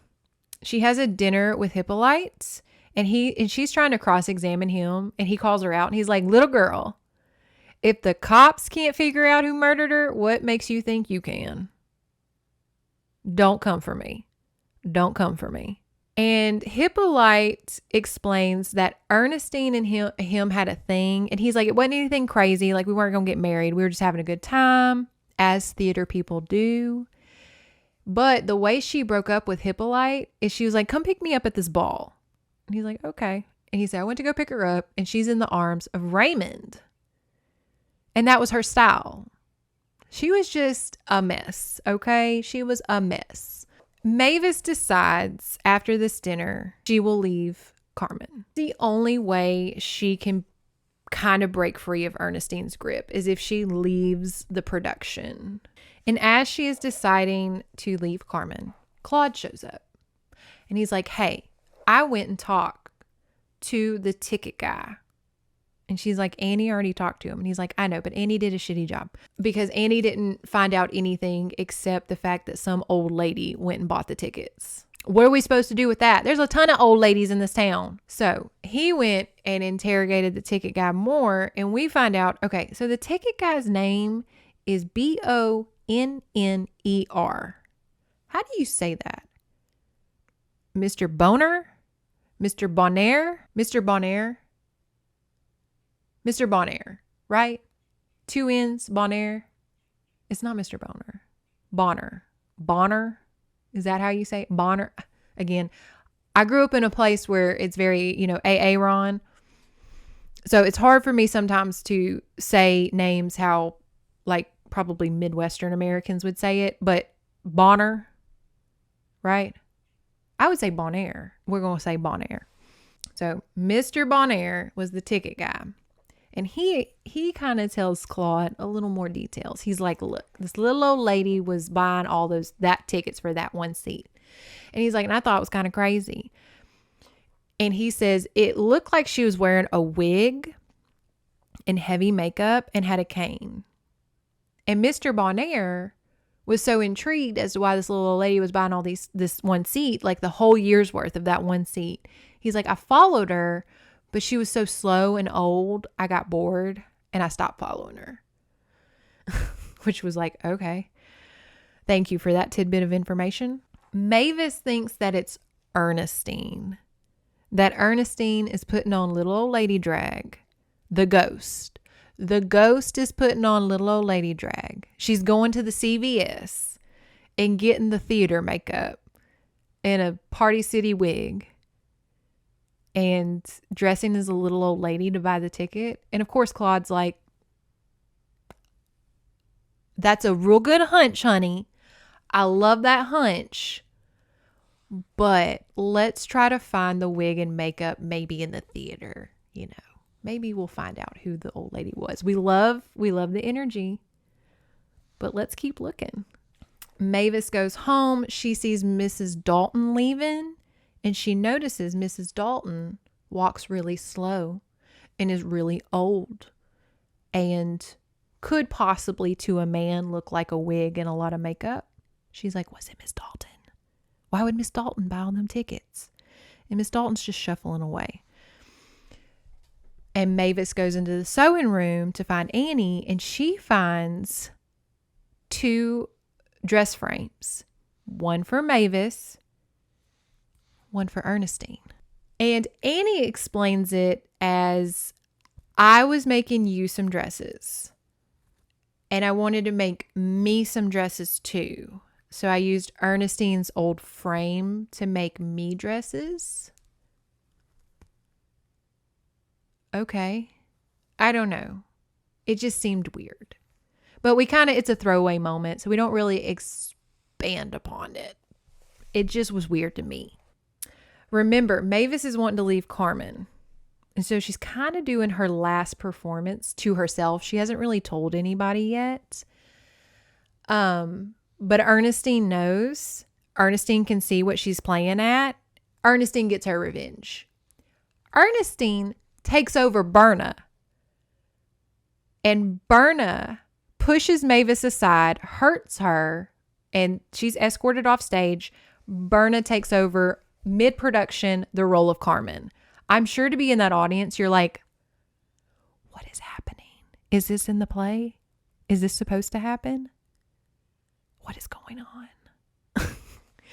But Berna then has the voice of Ernestine. Okay. And Mavis clocks that. She's like, aha! Ernestine took over Berna. I am free. I knew my plan would work. She would get so frustrated with me and want stardom. This was not about finding her poisoner. This was about stardom and fame. She just wants to be the role of Carmen, no matter who it is. Berna is a much better vessel. And Mavis says the cheesy, stupid line, but whatever, that being in love saved her. Because being in love with Claude and having Claude to turn to for all of this and giving her something besides fame, keeping her grounded is what kept her grounded in reality. Because remember, she was kind of like enjoying it for a hot moment and having her Cinderella moment of like, oh my God, I so deserve this, which is not wrong to feel. But I guess you can let it get to your head and you do become alienated with your fame and your work. And her missing Claude was what kept her kind of rooted in that. Like, oh, maybe I am being a diva. Oh, maybe I am polarizing myself. Maybe life is more than just fame. The fame monster, if you will. But she also says love is what got Berna possessed, because through Berna's love of Philip and her grief from his death, she was then vulnerable to Ernestine, and she needed the role of Carmen to fulfill her because her boyfriend's dead and everybody thinks she did it. And so the role of Carmen is the only thing in her life to keep her going. So love is what keeps you from being possessed. Have a boyfriend, stay safe, don't get possessed. Claude and Annie, nowhere to be found. Her 2 camaraderies throughout this novel, nowhere to be found. She's like, I can't find Claude. I don't know where the hell Annie is. I guess I'm going to go to the mansion and pack up. I don't know. So she goes to the mansion to pack up her things. And she's in the foyer. I don't know how the mansion's layout is. I don't have a lot of mansions to go off of, but she's in the lobby. Downstairs, packing up whatever the hell's downstairs. And I'd be stealing everything, but that's just me. And Annie shows up outside. And Maeve's like, oh, good, you're here. Let's pack up. Let's go home. And Annie's like, there's candles lit upstairs, girl. You in danger. Something's not right. Something's afoot. There's candles upstairs. Did you light those? And Mavis is like, there's no candles upstairs. Like, I just got home. And she's like, come on, let's go see what's going on. And of course, Annie's like, no, I'm not going upstairs if you didn't light those candles. Are you crazy? Mavis pulls her in. She's like, oh, come on. What's the worst that could happen? I've been possessed 100 times. This is nothing. They go upstairs, and the upstairs music room is draped in black satin everywhere. The windows, Ernestine's portrait, the tables, everything is draped in black satin. And Mavis and Annie are like, what the fuck? And of course, I'm just like, where did they get all this material? That's my brain. I'm going to be like, oh, this cost a lot. That's a lot of satin. Anyways, and they hear the elevator. There's an elevator in this mansion, by the way. One of those old-timey elevators, not a boop boop elevator, like a elevator. As they hear it cracking and cracking and coming upstairs. And out comes Berna, Hippolyte, and Raymond. And they're coming to check on Mavis because, you know, she kind of got kicked out of her own last play by Berna. And Berna is feeling herself. She's like, oh, finally, I'm the star. I'm Carmen. You couldn't handle it. Let a professional handle it, darling. And Mavis is like, yeah, you win. I'm done. Hippolyte's like, are you okay? What the fuck? And Hippolyte's looking around going, what in the satanic altar is this? And Berna laughs and says, I didn't know you were a Satanist, Mavis. That's fun. And Mavis is like, I didn't do this, you idiots. Anyways, Berna's like, whatever. I'm going to go get some fresh air while you pack up and get out of my mansion because I'm Carmen, so therefore I get the house. And she goes and steps on the balcony. Hippolyte is like, girl, it's pitch black. There's black satin everywhere. Your boyfriend died on that balcony. I don't think it's very wise for you to go step out there. You know, let me come with you. He's trying to talk her back in the house. He's like, girl, someone light a candle. Light a candle, please. I can't see. And Raymond, Annie, and Mavis are all kind of huddled together, trying to figure out what's going on in this room because it looks like a satanic altar. And then Mavis has this tiny inkling of a thought. She has a few throughout the book. As she realizes, she goes, Annie, how did you see candlelights if the windows are covered in black satin? And then Annie says, well, I had to get you up here somehow.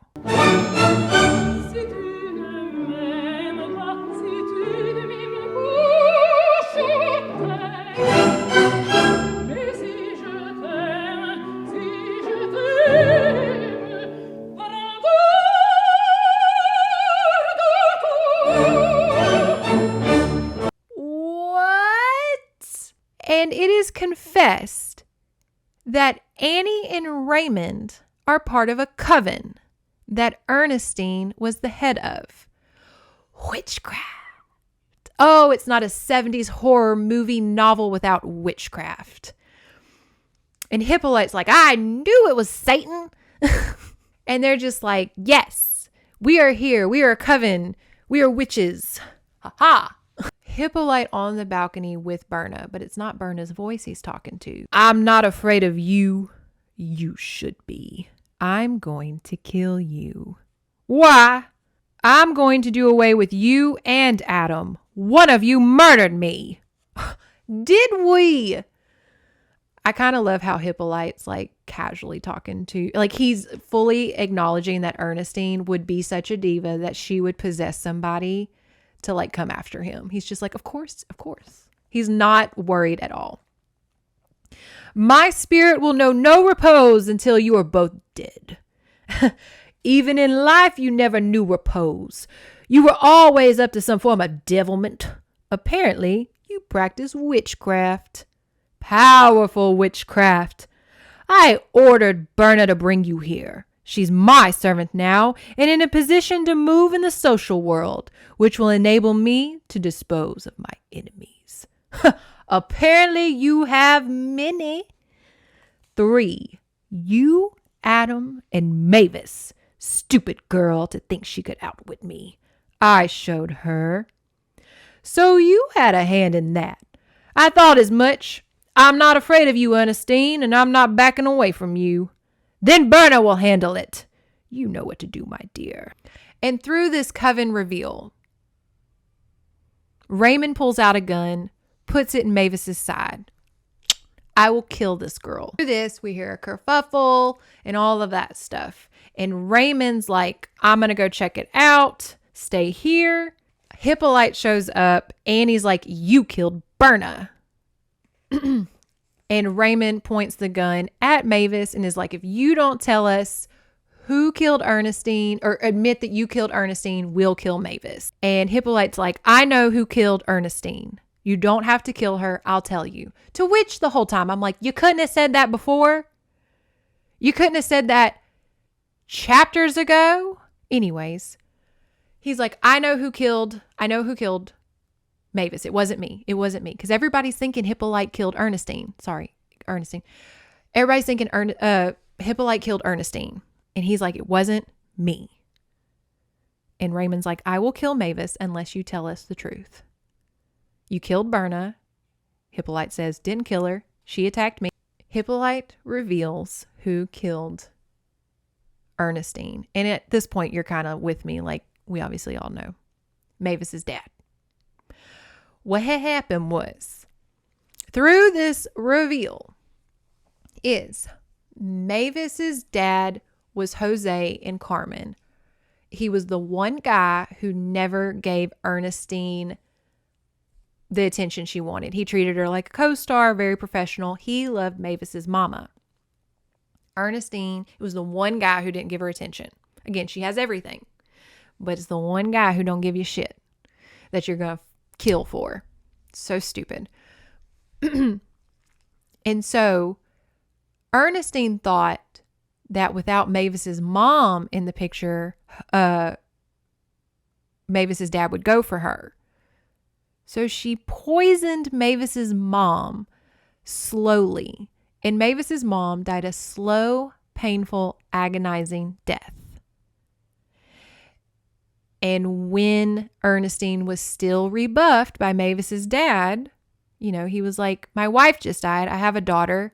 No, I'm still not into you, Ernestine. I love my wife through life and death. And she's like, oh, and she tells him, I killed your stupid wife.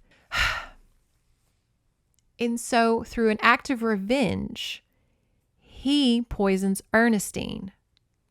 But because he's a nice guy, he doesn't do it slowly. He does it with a quick, fast poison. And of course, we know that Ernestine shot Adam while he was at her house.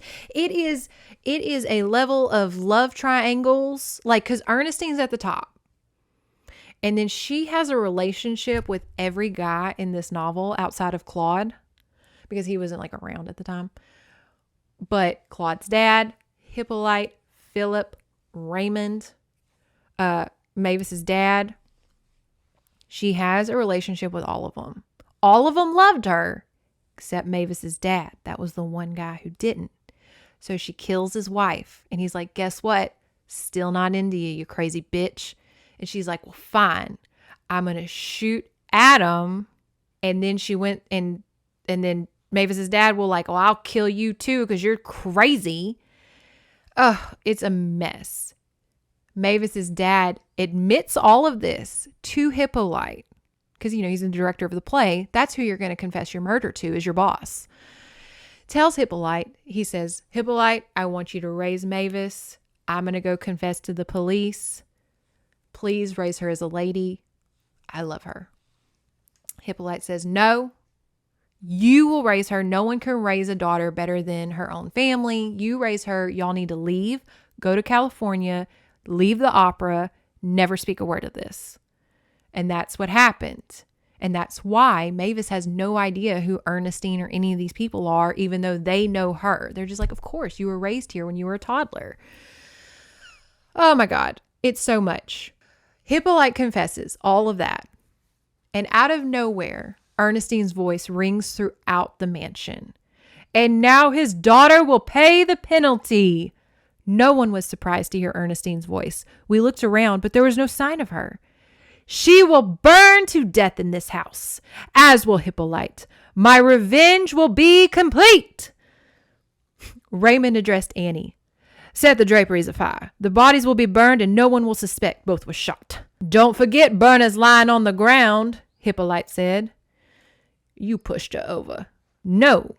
I merely moved aside when she ran toward me to push me over. I struggled with her, but she freed herself and pushed me off balance and lost hers. Her legs struck the low rail as she fell over. I tried in vain to catch her. Then you will pay for her death, Raymond said. So through this, confessions are being made.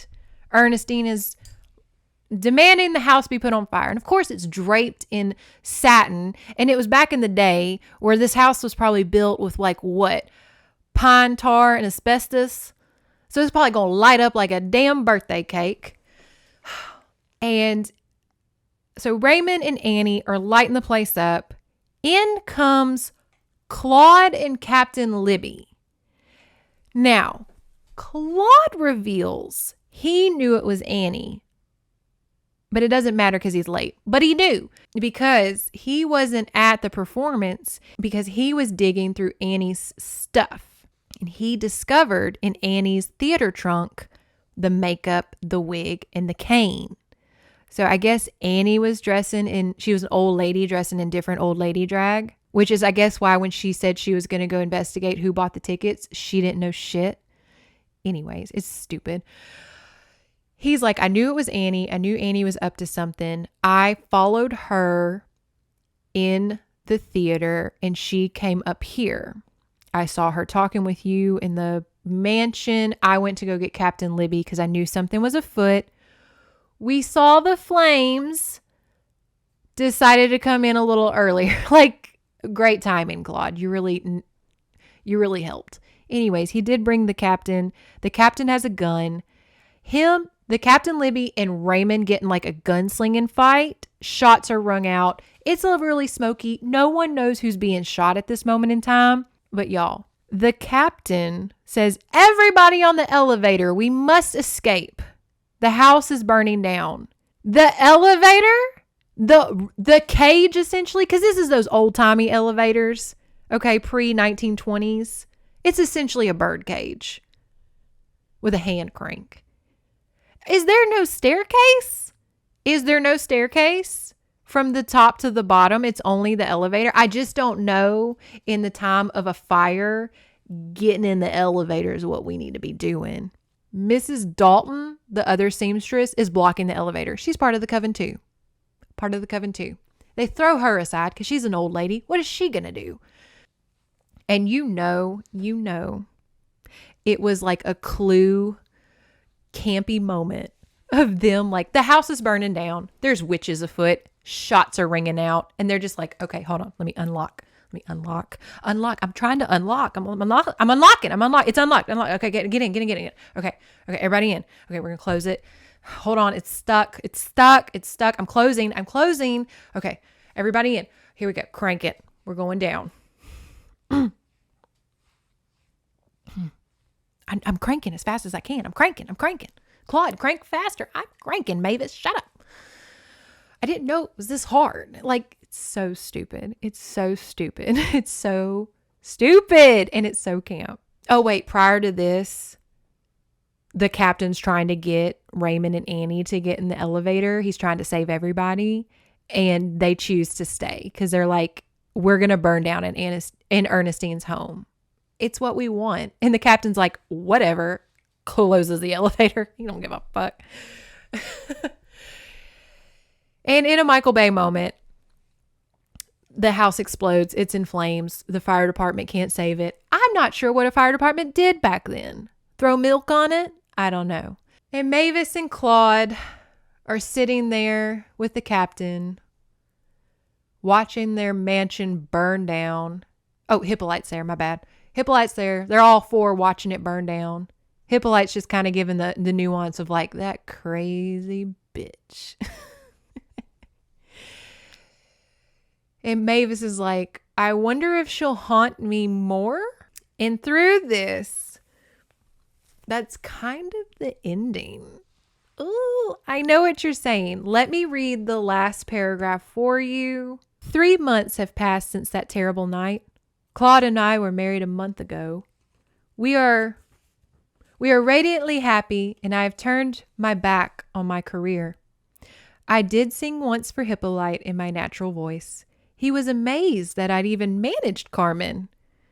Then he gave a knowing nod. There was no need for words. He knew as well as I that it had not been my voice the whole time. In a week, we will attend a concert at which Mr. Bonaire will be the soloist.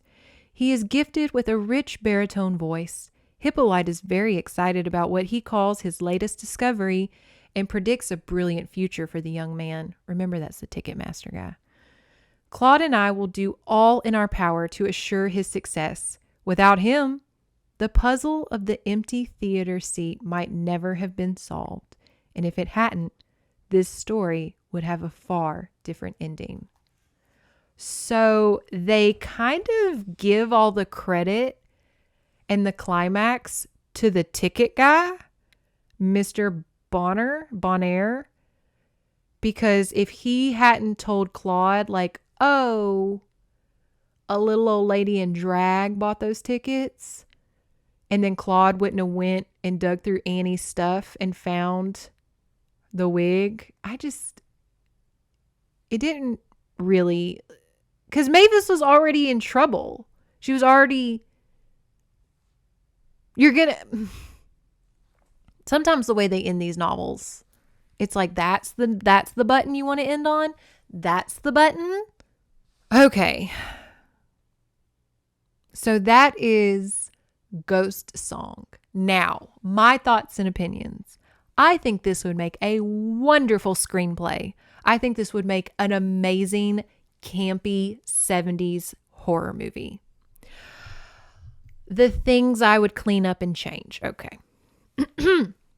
I would clean up a lot of the Ernestine and Mavis discussions. Ernestine talks too much. Okay. We get very familiar with her. She's a stage mom. She's always there. But like, she's in the audience just like, hey girl. It's never like an ominous, like, oh, I saw her passing in the curtains. Oh, I saw her in the mirror. Oh, I felt a chill up my spine. It's just like Mavis just looks out in the audience and is just like, there she is. Hi, you're doing great, sweetie. She's just Kris Jenner out there, just chit-chatting away, supporting her girls. And oh, that is true.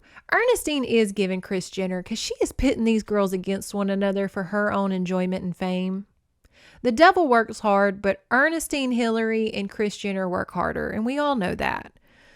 So anyways, I would clean up that. I would definitely change Annie's role in this, because Annie is giving fangirl the whole time. And I would lean more on that. I would lean more on Annie just being a naive old lady, theater queen, just loving the rush of the theater. Very Martin Short in Only Murders in the Building. Just wants to be part of the environment.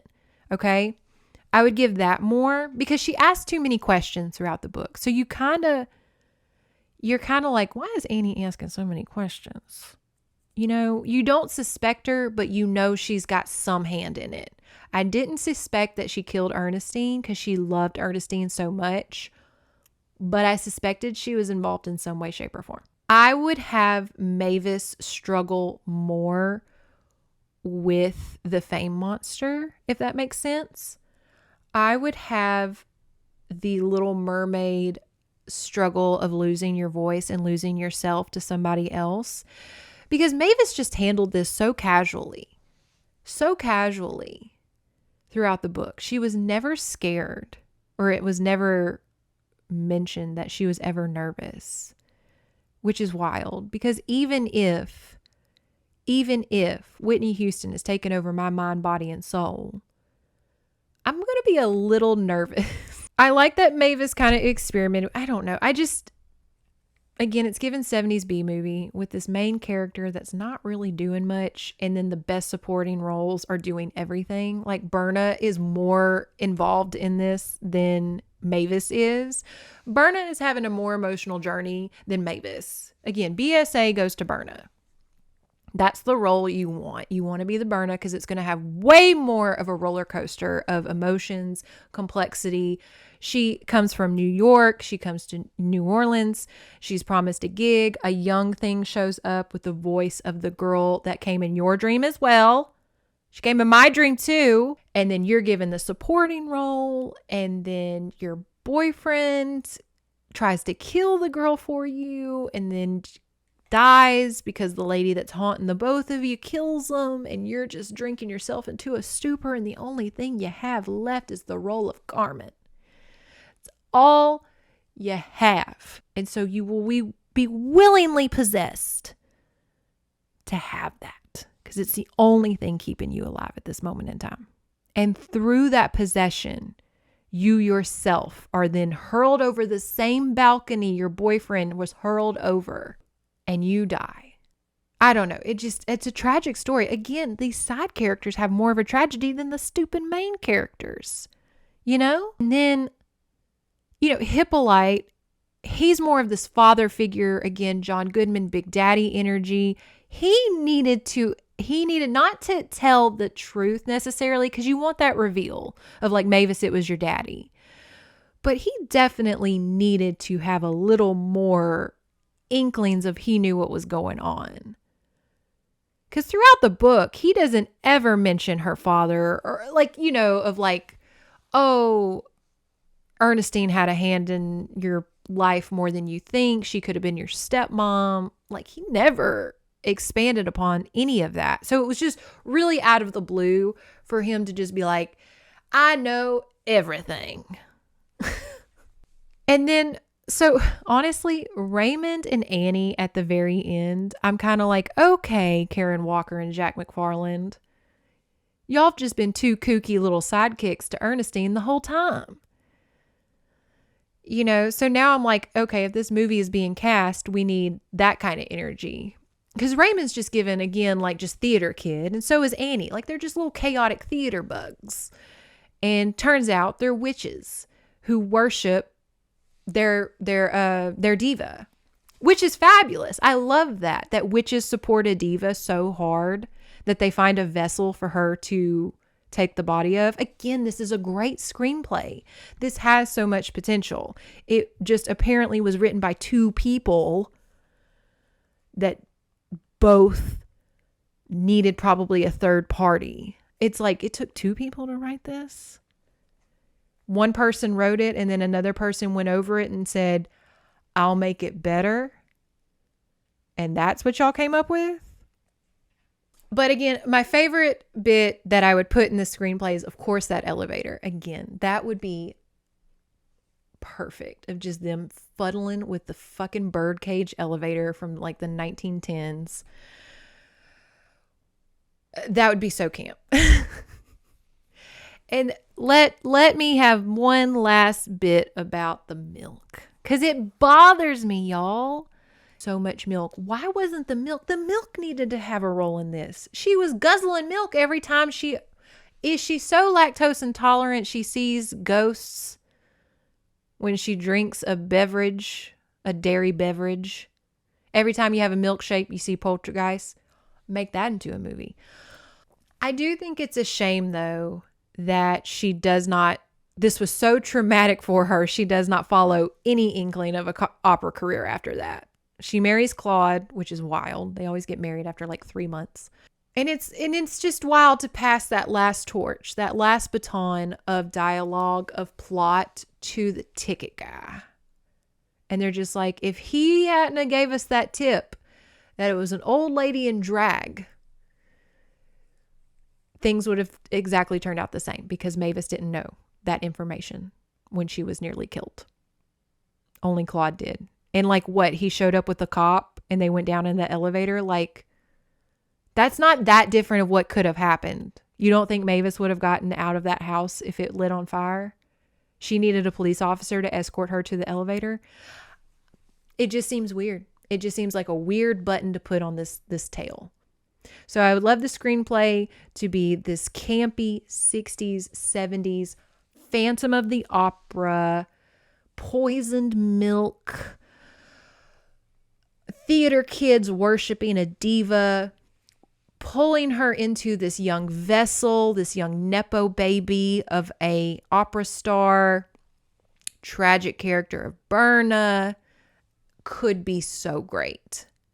Don't recommend reading it. Recommend it be made into a movie. Our next book that I can hopefully do next week is called The Witch's Hammer by Caroline Farr. And now she actually wrote a lot of these. A lot of the novels I found were Caroline Farr. So hopefully she has a handle on how to write a good spooky story. And this one's real little. Real little. A sinister scandal haunted the windswept house. Would Samantha become a helpless pawn in a rite of passion and terror? The intimate romances of a fabled lover. It was an assignment any woman would envy. When beautiful young Samantha Crawford set out for Maine to write the story of the loves of Peter Castellano, stage idol of millions of women, she never suspected what intrigue and terror lay in store. For Witch's Hammer, the eerie Russian castle that the aging Don Juan inhabits with his beautiful daughter Cheryl, conceals an ominous mystery that will reach out and draw Samantha into its frightening depths. And no one, not even Richard Mansfield, the dashing photographer who has accompanied her on her assignment, can save her from the castle's smoldering evil when it erupts into horror. What is a Russian castle? When I think castle, I'm not thinking Russia. Is it just a big block? Anyways, I love the cover though, because I too, when I go investigating, I wear a lilac little negligee with my hair down. I mean, it looks exactly like me. This is what I look like roaming around my house while it's being haunted. Oh, she's got hoops on too. Look at her. Go, girl. It is me. This is my story. Is this my story? But anyways, I too go spelunking through a haunted home in a floor-length gown with my hair down and earrings, because I want to be so overstimulated by things I can't focus on being haunted because I'm severely overstimulated. So hopefully I will get that out next week for us. And I hope it's just as camp as Ghost Song. What will the beverage be in this one? Will there be beverages? Will they be dairy, fruit, sherry? Will there be a glass of sherry involved? I can't wait to read it. Enjoy the beginnings of spooky season. And I will see y'all all next week.